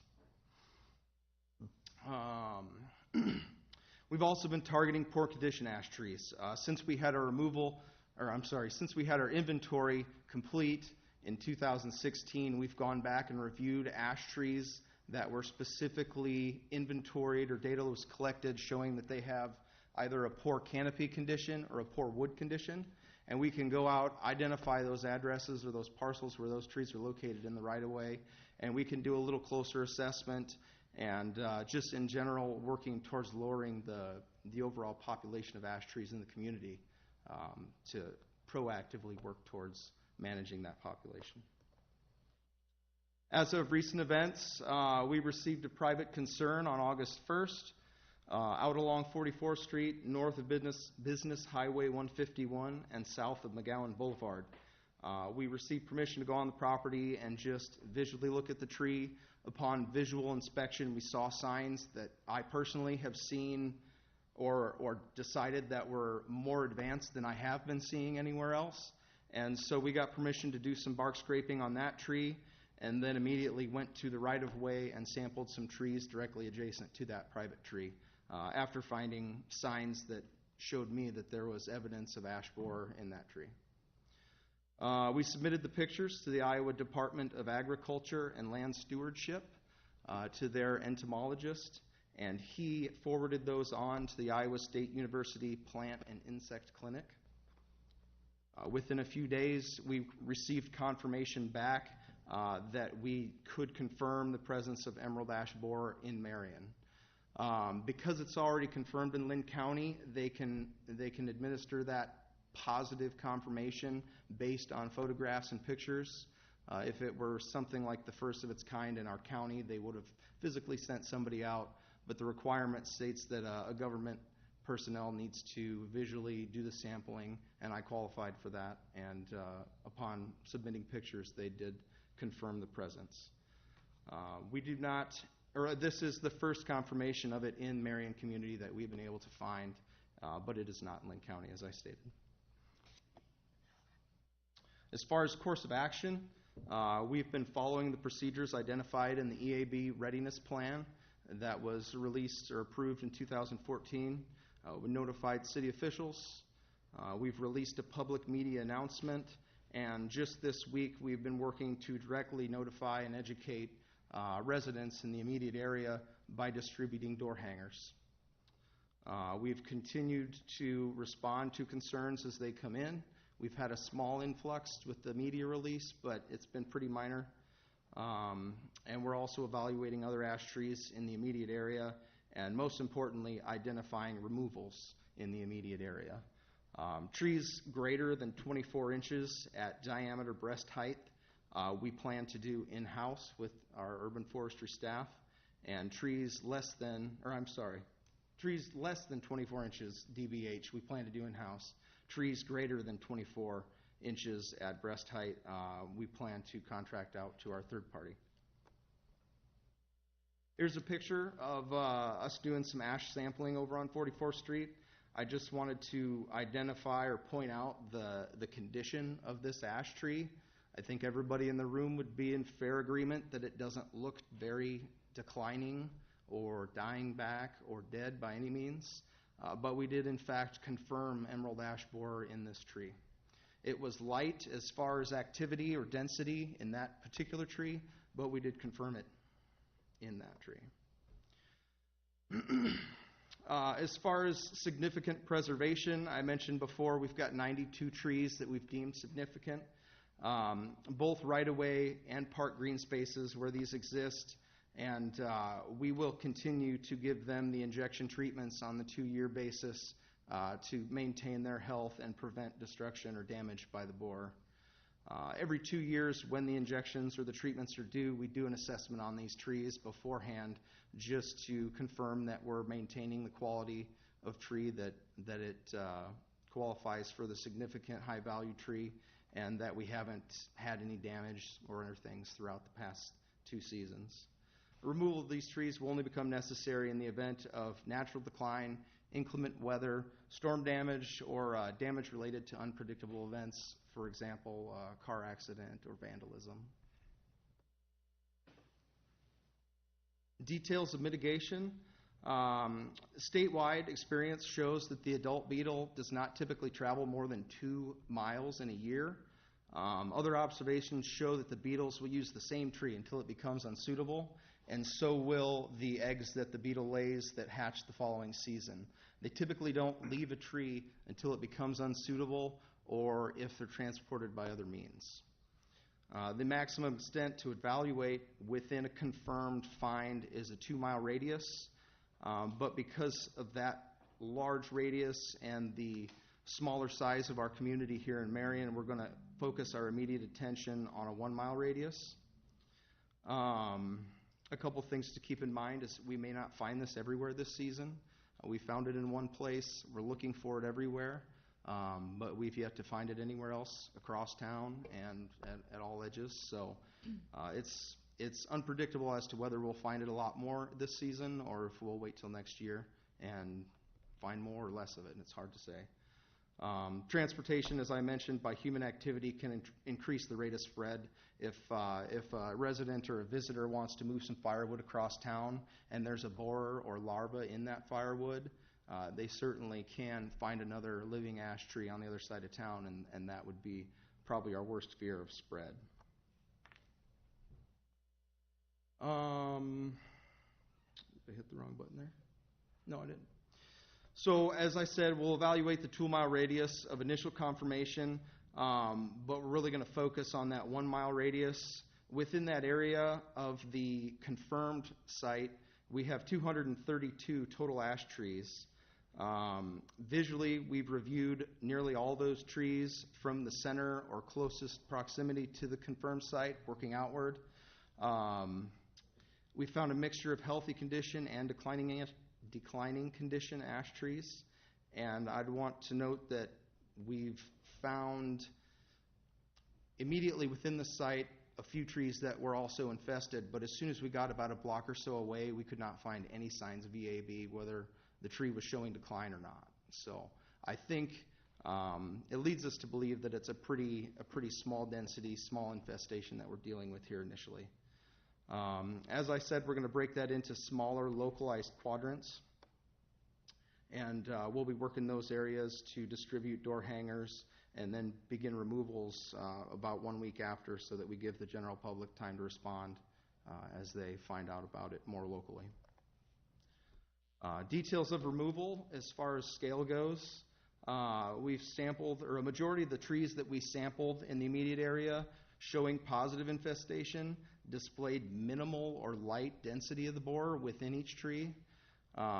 If you look at the diagram, which is quite a bit smaller here than it was when I put it together, about the third or fourth tree over from the left is 2 to 3 years of infestation. We're seeing just borderline 2, maybe 3 in the trees that we found it in, and most of those healthier canopy-looking trees are probably in that first or second season. Because of this, we can estimate that most of the trees that are infested have been infested for about 2 to 3 seasons. We don't typically begin to see those symptoms until about 2 to 3 years. We can also assume that the population is lower in density at the time, or at this time. In this picture, you can see the tree in the background on the left was an obvious culprit to do sampling on once we got into that area and started looking for specific decline. The tree on the right, we also did sampling on, and we did confirm EAB in that tree as well. So you can see, or this serves as a good example, as decline in canopy and some of the typical symptoms aren't a guaranteed sign that we have an EAB presence, and sometimes you don't get into the second or third season until you really start to see the symptoms. More details of removal. As far as scope goes, all infested trees need to be removed. Trees showing no signs or symptoms within the immediate area still provide habitat for the beetle to complete its life cycle. So therefore, smaller trees less than 24 inches DBH will be removed by urban forestry staff starting 1 week after the door hangers are distributed. Trees greater than the 24 inches DBH will be scheduled for removal by the tree service under contract based on condition. Infested, declining, and poor condition trees will have priority in that size range. And the larger diameter trees showing better condition, unfortunately, will still be scheduled for removal, but we can put them further back in the priority and focus on the declining and poor condition trees first. As far as timeline goes, ash trees in the immediate area will be removed as soon as possible to eliminate habitat. Again, we don't want the beetle continuing its life cycle, and that's our best action to try and slow the spread of this. The overall ash population must be removed or reduced significantly to avoid mass ash mortality, that's hard to say, resulting in a high number of hazardous dead trees remaining in the public areas and right-of-ways. It is the intention of the Urban Forestry Division to eliminate Marion's ash population over the course of the next 5 years, with the exception of the significant trees that we've qualified as high value. We'll continue to treat those. This plan allows us to minimize the impact to the budget as much as possible. A couple things to keep in mind. As the population grows for EAB, ash trees will decline more quickly. You look back to that diagram, we get into year 5 and a tree is completely infested. It loses its ability to kind of fight back, and the borers just take it over, and they do decline more quickly at that point. And it is possible that the number of removals can become unmanageable. The EAB rate of spread is a force of nature. We can't predict it. We don't know how it's going to change, or if the intensity will increase immediately, or if it'll be a slow increase over time. The only thing we do know from past experience in other areas where they've dealt with it is that it continues to increase from the point of discovery. Some of the potential costs to keep in mind. If we were to go out and contract every single one of those 969 ash trees by our contracted tree service, we'd be looking at a number upwards of $544,000. An estimated removal cost that could be saved by doing some of the work in-house, as we propose, would be about 58% of the total removal estimate, or $317,000. Again, that's specifically those ash trees that are less than 24 inches in diameter that we can efficiently handle with our equipment and in-house staff. Another number to consider that's probably most important is replacement planning cost. As we move forward, increasing ash tree removals, 969 to be exact, we have to account for trees that we're going to put back in to maintain our canopy within our community.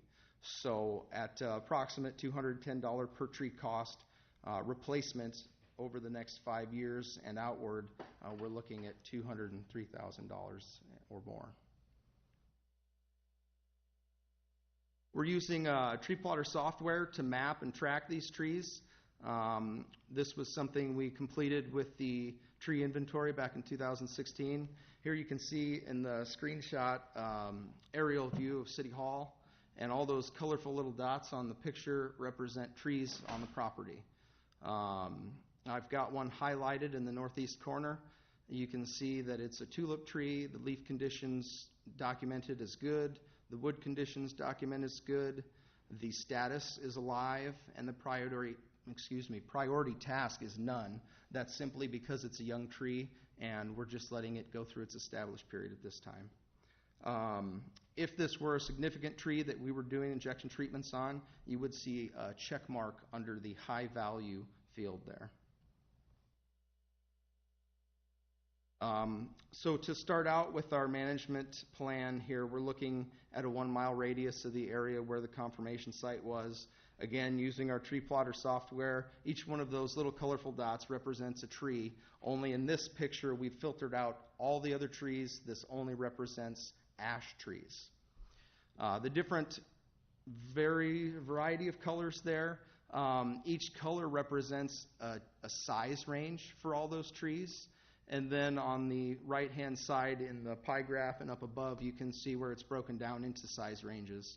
So you can actually see that there's 81 trees between 12 and 18 inches in diameter at breast height. That's how they were inventoried.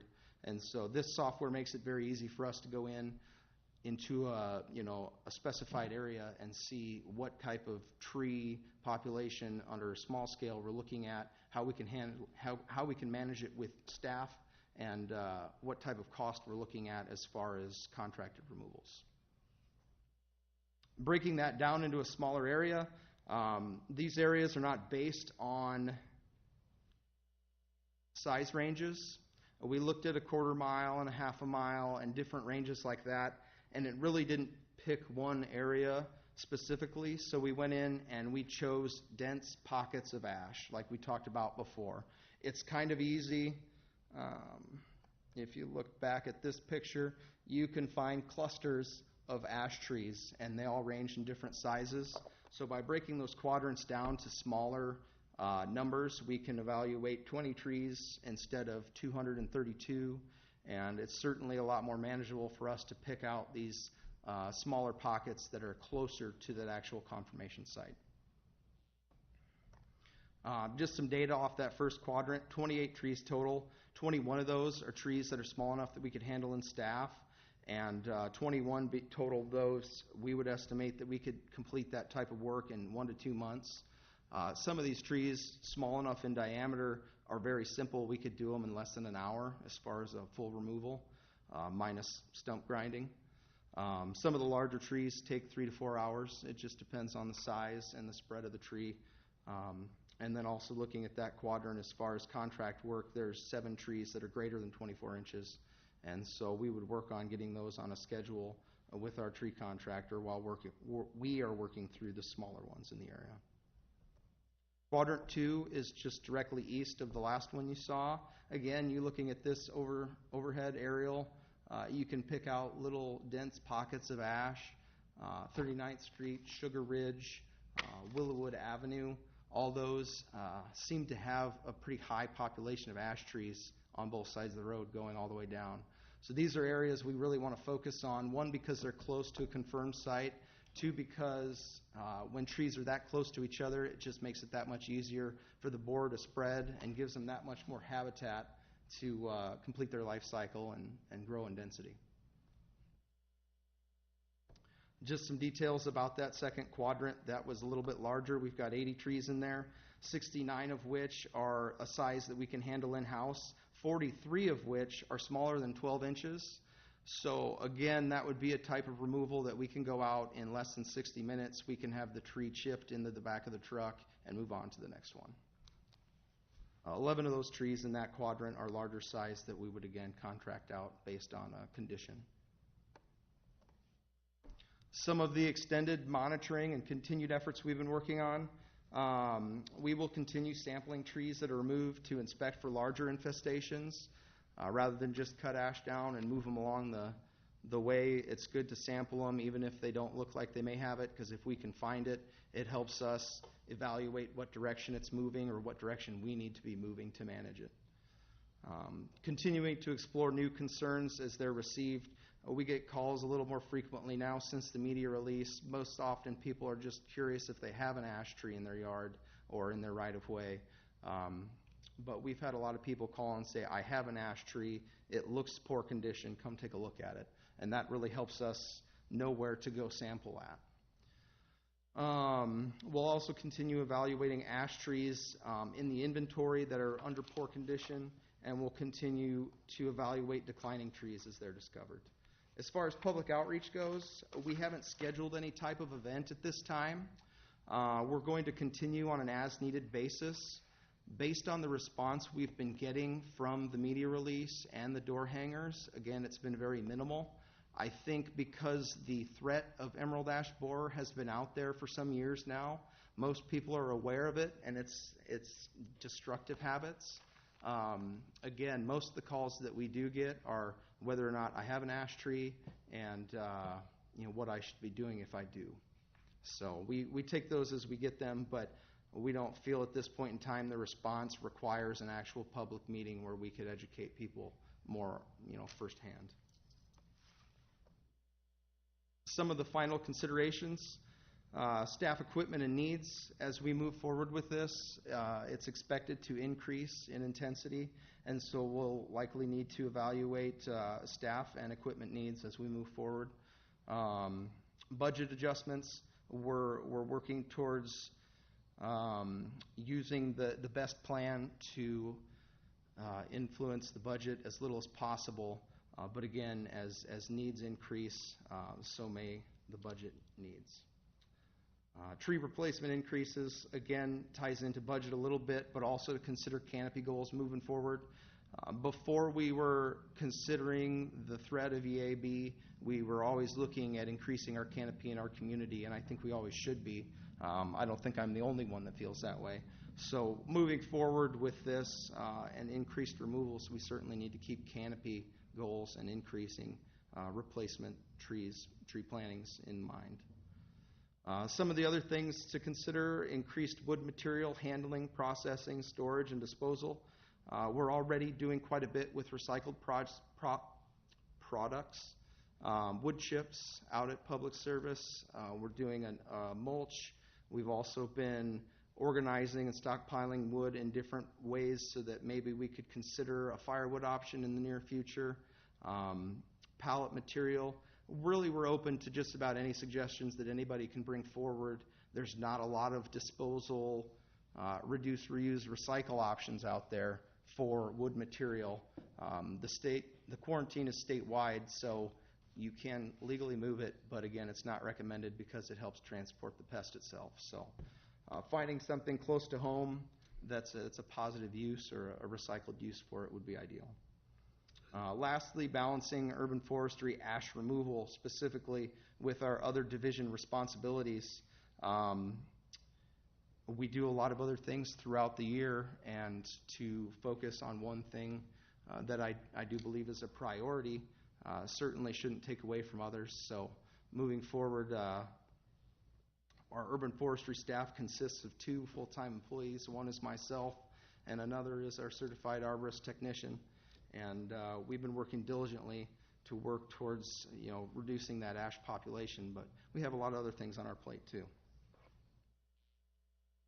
If anybody has any questions, I'd be happy to answer them now, or if you want to go into more detail, I'm very good at talking about it in another setting. Mike, I think we have some questions. Yes. I have a couple. First of all, I want to thank you. That's a lot of information, and I know this topic is coming up. I've had some neighbors in town here reach out, and first of all, a thank you to you. These elderly people in the neighborhood have seen you working. You've had communications with them. They're just super impressed with you, your services, your knowledge, and working with these residents. I know there's a lot of people that are out there observing what you're doing and making recommendations of what should be cut, what shouldn't be cut. So I kind of chuckled with these folks a little bit, but so thanks for that. Just some clarification here, just for our recording. I want to make sure that we're all on the same page. That 969 trees that you identified, those are the city trees or on right-of-ways, correct? That's not in private properties? That is correct. Okay, because I know being in the insurance industry, we're going to run into issues with claims, with trees that die, and the homeowners do not have the financial resources to dispose of these trees. While it's alive and it falls, there's coverage for that. There's some what's called blue sky rules. But once that tree becomes and is declared dead, it becomes the fault of the homeowner, of negligence of property maintenance, and when there's property damaged or destroyed by falling trees or limbs and so forth out of that, that's going to create some issues. So I think we need to be ready for that, because there's some huge trees out there that will be financially impossible for these people to remove from a financial standpoint. So that'll be interesting to see come in the future. So I just wanted to clarify a couple of those things, but thank you very much. Appreciate it. Yeah, just to touch back in response, we have had some information come through me and our tree board in regards to a program they're working on out in Illinois, where they've realized the borer for quite a while now, and there is a municipality putting together a type of somewhat borrowing program with the actual community to work towards removing trees that they just simply can't handle the cost of getting out, and then having that cost either set up in a payment program or placed as somewhat of a lien against the property, and they can pay it off in that manner. So we're looking into options, but we have not set anything up as far as that goes yet. Perfect. That's great. Thanks for being proactive on that. Renee? You. Yeah, I just had a question about the injection. What does it do? Can it possibly save it so you never have to remove it, or does it just slow it down to give you more time to deal with it? It's variable based on every single tree. The chemical that we inject goes into the tissue of the tree that conducts water, and that's how it moves it throughout the canopy. The borer has to physically chew on a leaf, or the larva has to physically burrow into the tree and process or eat that material, feed on that material for it to kill them, but it does kill them almost instantly. The chemical we're using is 99.9% effective. The difference in that is as you get into these 30 and 40-inch diameter trees that are just absolutely massive, the amount of chemical increases that has to go in the tree, and the amount of tissue that it has to go through in order to completely eliminate borer activity is pretty advanced. So they start to see a little bit of decline in success rate as you get into those larger trees. So if you would potentially treat a tree that's 20 inches diameter now, in 20 years it's 40 inches diameter, your treatments are going to lose or not be as effective. And then also your trees aging, dealing with other, abiotic factors such as storm, wind damage, all types of other factors in there that the chemical doesn't prevent against. So you can prevent the borer in the tree for a good period of time, but indefinitely mortality will take place, whether it's because of the beetle or just natural cause. But for now, this is the best. For now, it is the best preventive measure that we're aware of. Yep. Thank you. Yeah, Mike, I live just above the zone 2 that you pointed out there. Okay. But again, last year I had my tree, I got an ash tree in my front yard, and the neighbors across the street, we got them all treated at the same time. Great. But if somebody has an ash tree and potentially they're within that zone and potentially maybe already have ash borer in there, does treating it kill them at that time, or do you have to put this treatment in before they get into the tree? No, the borer is active from about May or June through the warmer months of the year. Yeah. And so if you have an ash tree that, say, has a light population or a light density of the borer population within it, it's not showing advanced decline, right, and you do a treatment, it will kill them. all the activity in that tree and then protect you outwards 2 years from there, or give or take what type of treatment you use, but the injection treatment's about 2 years. And the recommendations from Iowa State University and just about anywhere else you go through, if a tree has 30% decline or more, they recommend do not treat whatsoever, because it won't come back from that, because the damage is already done once the borer's in there. And does your department have a list of approved vendors for treatment? We do not, but we can reference you to the Iowa State Extension. They do have a statewide list of certified applicators. Okay. I would recommend personally that you find one that's also a certified arborist. Knowing the ins and outs of tree anatomy play very greatly into the injection process, and you can get certified to apply without knowing anything about trees. Yeah, thanks. I was wondering, nationwide, what have we killed that used to kill these guys? Are there any, do they have any enemies left? Oh, they do not. The emerald ash borer came from Asia, most likely on a pallet or crate or something that came in through the bays up around Michigan.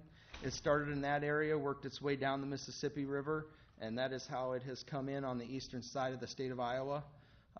There are no natural predators in our state that will work against this population. There is a new species or a few different species of wasp that do or are a predator of the borer that the DNR has released in select locations throughout the state. Last year was the first year that they've done anything like that. They haven't reported anything negative about it, and they are looking to release some more this season or next season to help increase the number of sites that they're releasing this wasp. Does a really cold winter kill them? Not that I know of. I haven't heard anything as far as temperature-wise. Hot temperatures, if you're treating wood that's already been removed, they recommend wrapping it and enclosing it, one, to hold the heat in, and two, to try and prevent the pest from getting out of it. But the eggs that the adult beetles lay overwinter underneath the bark in these trees every year and then hatch the next spring. So it's possible there's some decline or mortality based on cold temperatures, but apparently not enough in Iowa to fight it back the way we'd like it to. Will has a question, I think. Just real quick, how many trees now have you found that are infested? Confirm. We have not bark scraped every single one in that immediate area, just because we can kind of tell based on looking at them, but we've found over a handful. I would say close to half a dozen that are for, we did sample. Most of the other ones we won't sample until we go through the removal process. What's maybe a little more disturbing that we discussed already was private trees in the in the area, and we have spoken, verbally, just going door to door with a lot of private homeowners about how to work forward, developing their own plan to either remove or treat against this. So. Well, I ran into your guys working in my parents' neighborhood, and they were very professional and were very courteous. And that's good to hear. Good job. So thank you. Thank you very much. Okay. Thank you very much. Thank you. Appreciate it. Okay. At this time, I think we have public comment section. Is that correct? All right. Anyone here to address the council on any topic? Sir, come forward. And did you fill out the card? Yes. Okay. Please state your name and address. And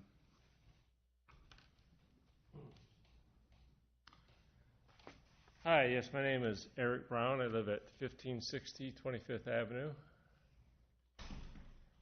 And what I want to do is bring the attention to the City Council the deterioration of Indian Creek Road.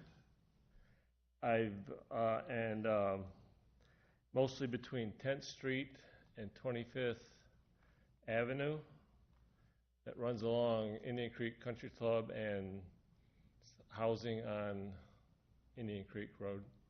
Mm-hmm. And also, that's the first issue. The second issue is lack of a safe crossing between Brockman, is it Avenue or Road, and south of 29th Avenue. There's no signaled crossing on 10th Street. There's no pedestrian marking. You're pretty much at your risk to cross that 10th Street road. Okay. So, with that, I've sent a email to the Ward 4 council member, and she has responded saying that the Indian Creek Road is not on your current 5-year infrastructure plan. And I was curious why that is, since it's in such bad shape. Well, we have our city engineer right here, so It was done not too many years ago. Oh, Yeah. about 19 years ago. It's just we have limited resources and we can only fix so many roads. We can't make them all perfect. Okay. Will the council allow me to give a video presentation? Is it extensive or is it just a? That's about a minute. Oh, okay. A lot less than the Ash Bohr presentation. That was a good presentation. Well, if it helps to make your point, I mean, sure. It certainly will, I hope. We have people show us photos all the time, and That's fine.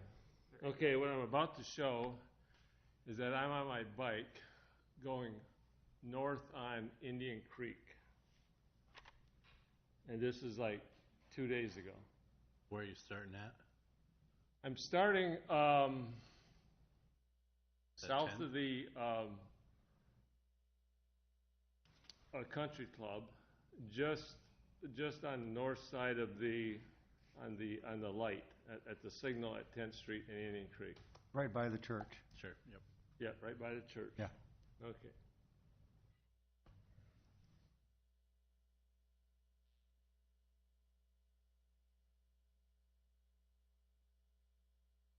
I'm currently waiting for a car to pass by. You can see there's a significant pothole right there.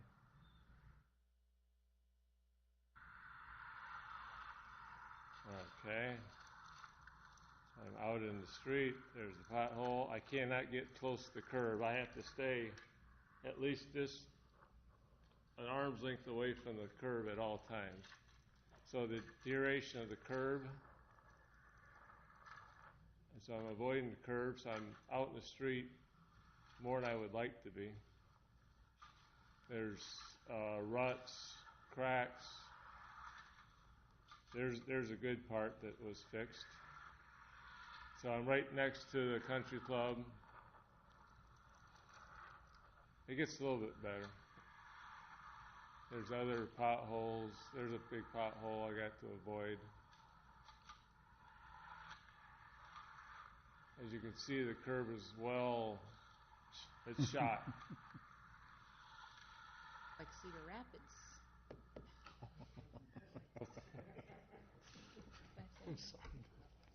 There's another significant pothole.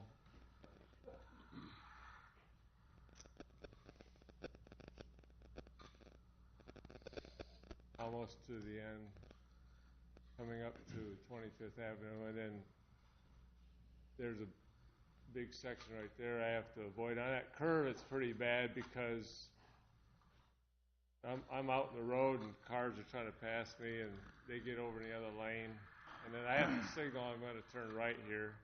That's not my bike going off the road. And right there's 25th Avenue. Okay. So I do have evidence that the road is deteriorating, and it's a significant. I don't know how many people go down that road. Anybody that goes to Hunter's Ridge, anybody that goes to the high school, well, not anybody that goes to high school, but Indian Creek. So anybody trying to get to Highway 13 has to go down that road.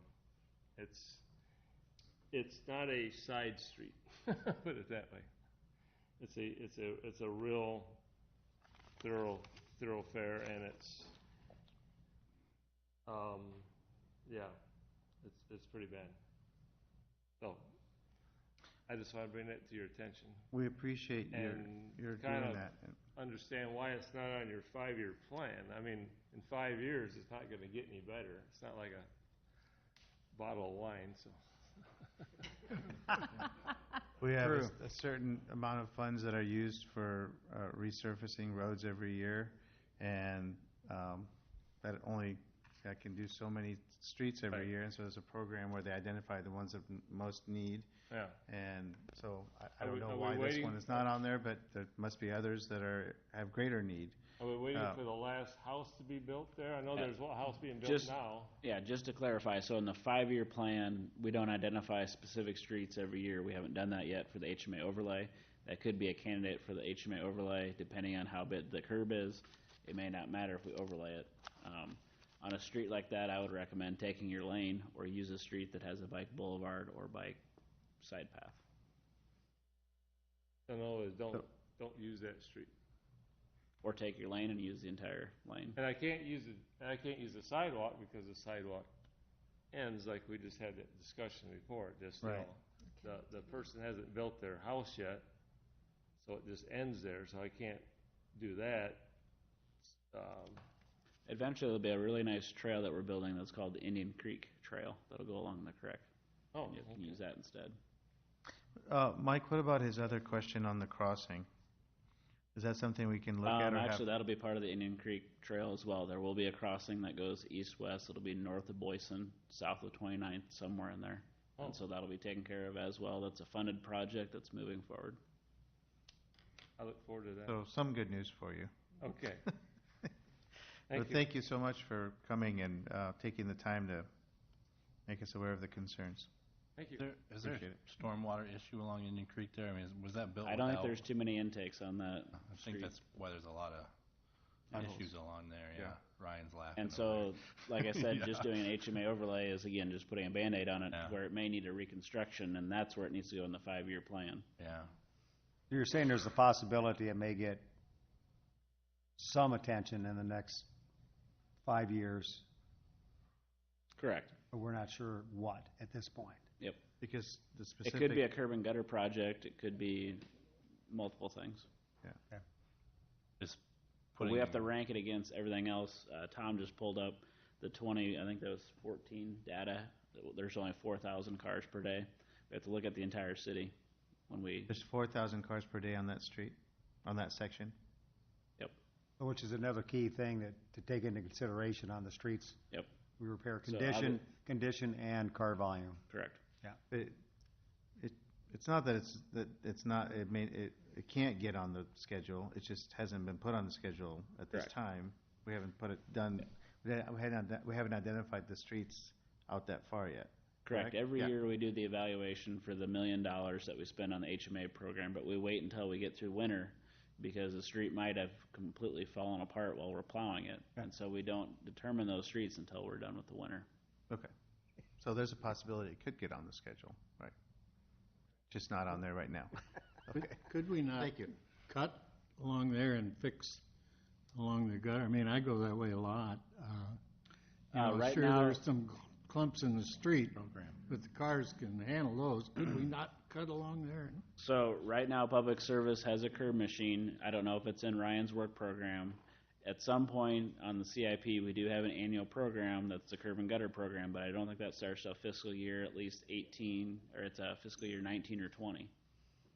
So until then, I don't have funds to do anything, so it becomes a maintenance issue with Public Service and his work program. And again, Ryan only has so many staff and can only do so much. Okay, thank you. For council discussion time, I'm going to ask that I get to go first. I have to go.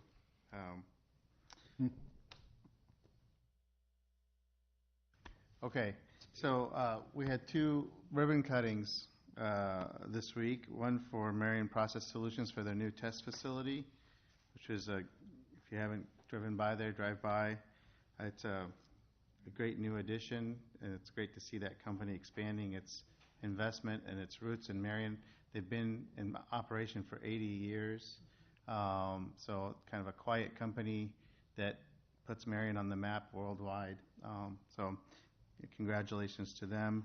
The other ribbon cutting was this morning at Emerson School, which has become the home of the Marion School District's homeschool program, which is the largest and best homeschool program in the state that I learned today draws people even from Des Moines, from 35 different districts. People open enroll into this program, over 1,000 students. So they were very excited this morning to have this new home with enrichment, with space for enrichment courses for those students. So that was an exciting event this morning. I want to thank Councilman Brandt for being there from the council.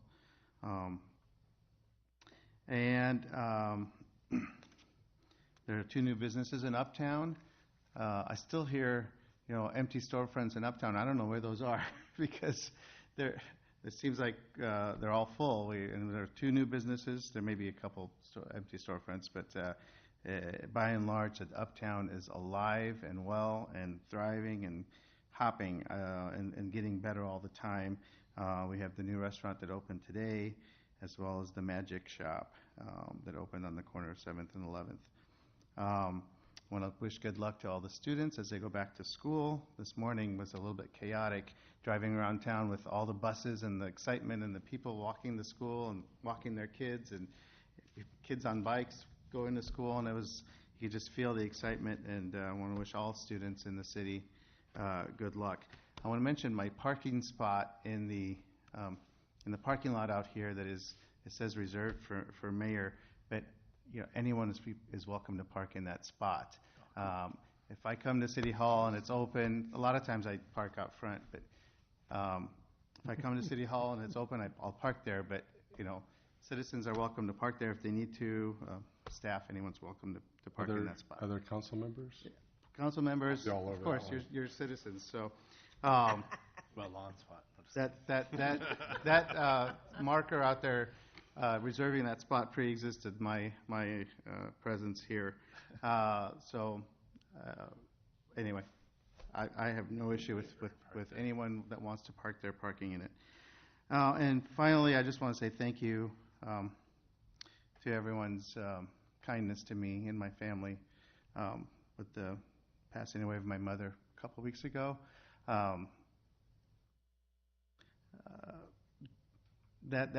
That instance is probably one of the most important times for people to show kindness to each other. And I just want to say thank you to everyone who did reach out to me and my family in whatever way you did, whether it was emails or cards or texts or phone calls or in person, all your coming to the services. It meant a lot to me. She was a very important person in my life and in my family's life, and we're going to miss her. It does make it easier to know that so many people cared about us to reach out to us, and I just want to say thank you. You all know who you are. It really meant a lot to me. The cards I got from some of the departments and all the personal outreach from people really meant a lot and showed me your character. So thank you very much.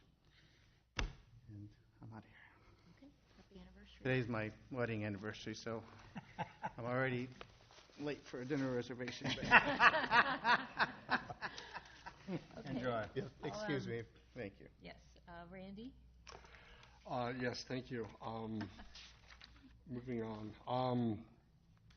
I would like to again congratulate the new now Sergeant Schomburger. Very exciting day for the PD, so that's always exciting to see people come to levels of taking on roles of leadership and mentoring and new roles is always exciting. Chief, I do have one request, and that is another evaluation of now Sergeant Schomburger, now learning that he moved from the Florida Keys.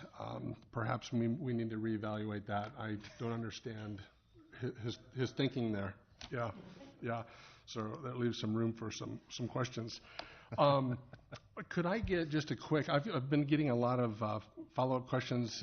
Mike, could you just give us a real quick update on the roundabout on 15th and 6th? Can you just, are we ahead of schedule, on schedule?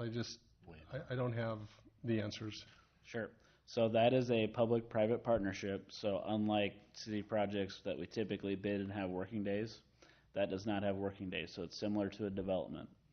So there's a schedule that they proposed. I do know that it was rocked for quite a while with no progress.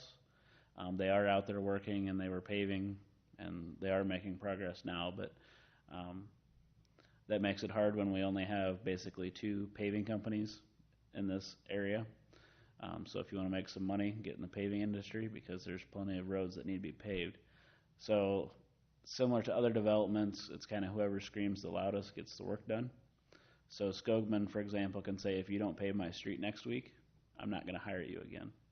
Unfortunately, the city can't do that. In this case, it's Bode/Genesis that's working with their contractors to get them out there to pave.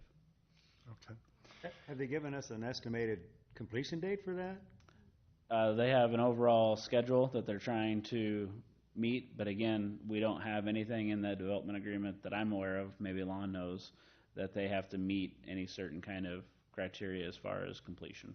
Well, I understand that, but it seems incumbent upon us, with the traffic now going on that road, going to Marion High School, that we'd try to put some pressure on them and at least ask them for an estimated completion date. Yeah, we have a weekly meeting with them on that project and Lucor. They're the ones that are the prime on that one as well. Okay. With Lucor, though, there are liquidated damages if they go over their working days. So that one we have a little more teeth in. For this one, all I can do is say, please. I don't have any teeth. Put a cherry on top. See if that works. So just so we're clear, the issue lies with the Bode. Is that correct? Right now, it's with their paving contractor, which is citywide, and they have all kinds of subdivisions that are being pulled in a multitude of directions. Collins Road. That's a problem. How, is that our, and forgive me, ignorance, is that our normal practice for this? Or why would we ever enter into another agreement going forward that we have no control over, or have no timeline or deadline on a project as major or something like that? Just for education, can you? Sure, this was back before my tenure, but basically this was a way that we could get the project moving along quicker, so we didn't have to go through eminent domain. They did a lot of the moving of Marion iron. They helped facilitate that to move that stuff along faster. If we had to go through the 6B process for all of that, we would not be as far as we are today. Okay.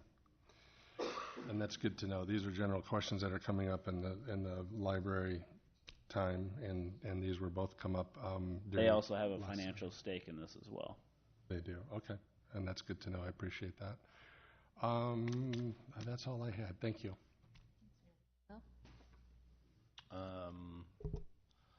Let's piggyback off that, the roundabout. So it's not, we've been told it's not going to be finished by Swamp Fox, so everybody knows. So the parade route's going to be changing. So pay attention to that when that comes out. It will not be done by Swamp Fox, which is September 29th. The roundabout itself maybe, but then we're doing the section of 6th. Yeah, so the road won't be open by then. So watch for an alternate route for the parade. That's the big problem. That's all. Oh, yeah. Yeah, he's got a lot. You know, the mayor mentioned his parking place. Our last mayor pulled in there for a meeting one night and had a parking meter sticking on his post there. And I don't know who put it on there, but somebody did. And the funniest part was our then chief come up and gave him a parking ticket for not putting money in the meter. And so we got him pretty good. Sitting here tonight, I watched people going to the park, and I began to think this week about our uptown park. And the survey of the original town of Marion in December of 1839 reserved 1.5 acres, I believe it is, Mike, for an uptown park.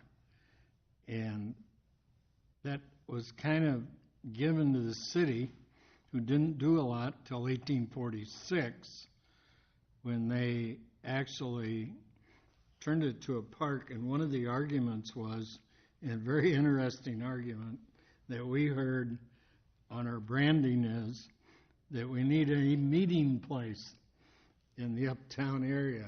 That's what we heard from our guy from Omaha. And it's interesting, it was called Washington Square. It was then called Green Square, and it was hilly, sandy, irregularly set out, and it had many large cottonwood trees in it. And you know what happens when they snow, you get little cottonwood trees. In 1891, the then mayor, John Henderson, ordered all the cottonwood trees be cut down and that the park be leveled. New trees were planted. Keep in mind the year 1891. Some of the hackberry trees in that park and others, that's how old they are. So we have to be very protective of the trees in our park. And I can attest to the fact when we put the depot in there and pull the roof through, we cut one maple tree down. And I got letters telling me that was the prettiest maple tree in Iowa. You know, so we did lose one maple. But the hackberries around the depot are original trees. And when you think of the age of those, we need to continue to try to protect them as much as we can. You know, there's been many events, including music events as tonight, circuses. There's been band concerts forever. and now the depot and the caboose in the park. So downtown park is Marion's first park. Joe wasn't park commissioner then, but somebody, I can't remember who was. But Mike, were you parks commissioner then? No? Okay. But That's you were all on I have. council then, right? Yeah, I was still on the council, but in essence of time. Okay. Paul, by the way, planted those trees. I just had one quick thing. I wanted to point out how grateful I am for how buttoned up our staff continues to be in reports, whether it's the departmental reports, just the level of detail, but in particular, the example surfaced tonight with the just the fact that we have a tree inventory is super impressive for a town our size. I happened to talk to my husband about this, and I don't know if it was after Tuesday night's meeting or maybe 2 weeks ago, Mike, when you said this was coming, and there was a tree inventory, and I mentioned that to my husband. He's like, what? We have a tree inventory in the city, and how many trees, and blah, blah, blah. And it helps you when you have a situation like this with the Emerald Ash to have the data and move forward from that and not have to react so much. So it's just, again, another example of one of all of our departments who I feel like, the data that we collect, I know Chief's been talking about all the data that we're going to be seeing to back up the goals that he's putting forth. It really helps us make informed decisions and explain things when we have that level of detail. So I appreciate it. I'm grateful for it. I think it just helps us all be more effective in everything that we do. So thank you for that. And with that, Will, is there a motion? Sure. Thank you. I make a motion, whoops, I don't have my mic on anymore. I make a motion to adjourn to closed session regarding land acquisition as permitted under section 21.51J of the Iowa, or the Code of Iowa. Second. Okay, we have a motion by Will and a second by Randy. All those in favor? Oh, hold on. Oh, I'm sorry. That's I all will right. get this one day, Kara. I've reviewed the proposed subject matter for the closed section and find the same to be appropriate under Iowa Code Section 21.5, subsection 1, subsection J. Okay. All those in favor of... You need a roll call vote. Ah, okay. Roll call vote to move into closed session. Thanks, Rachel. I just taken numbers up there. Steve and I don't know we won't do it because it's only 3. We could submarine this thing. But I'll say yes. Mr. Draper. Mr. Jensen. Yes. Ms. Gedalia. Yes. Mr. Brandt. Yes. Mr. Sternad. Yes. Okay. Meeting adjourned, or we're going to closed session. For everyone else, meeting adjourned. Thank you.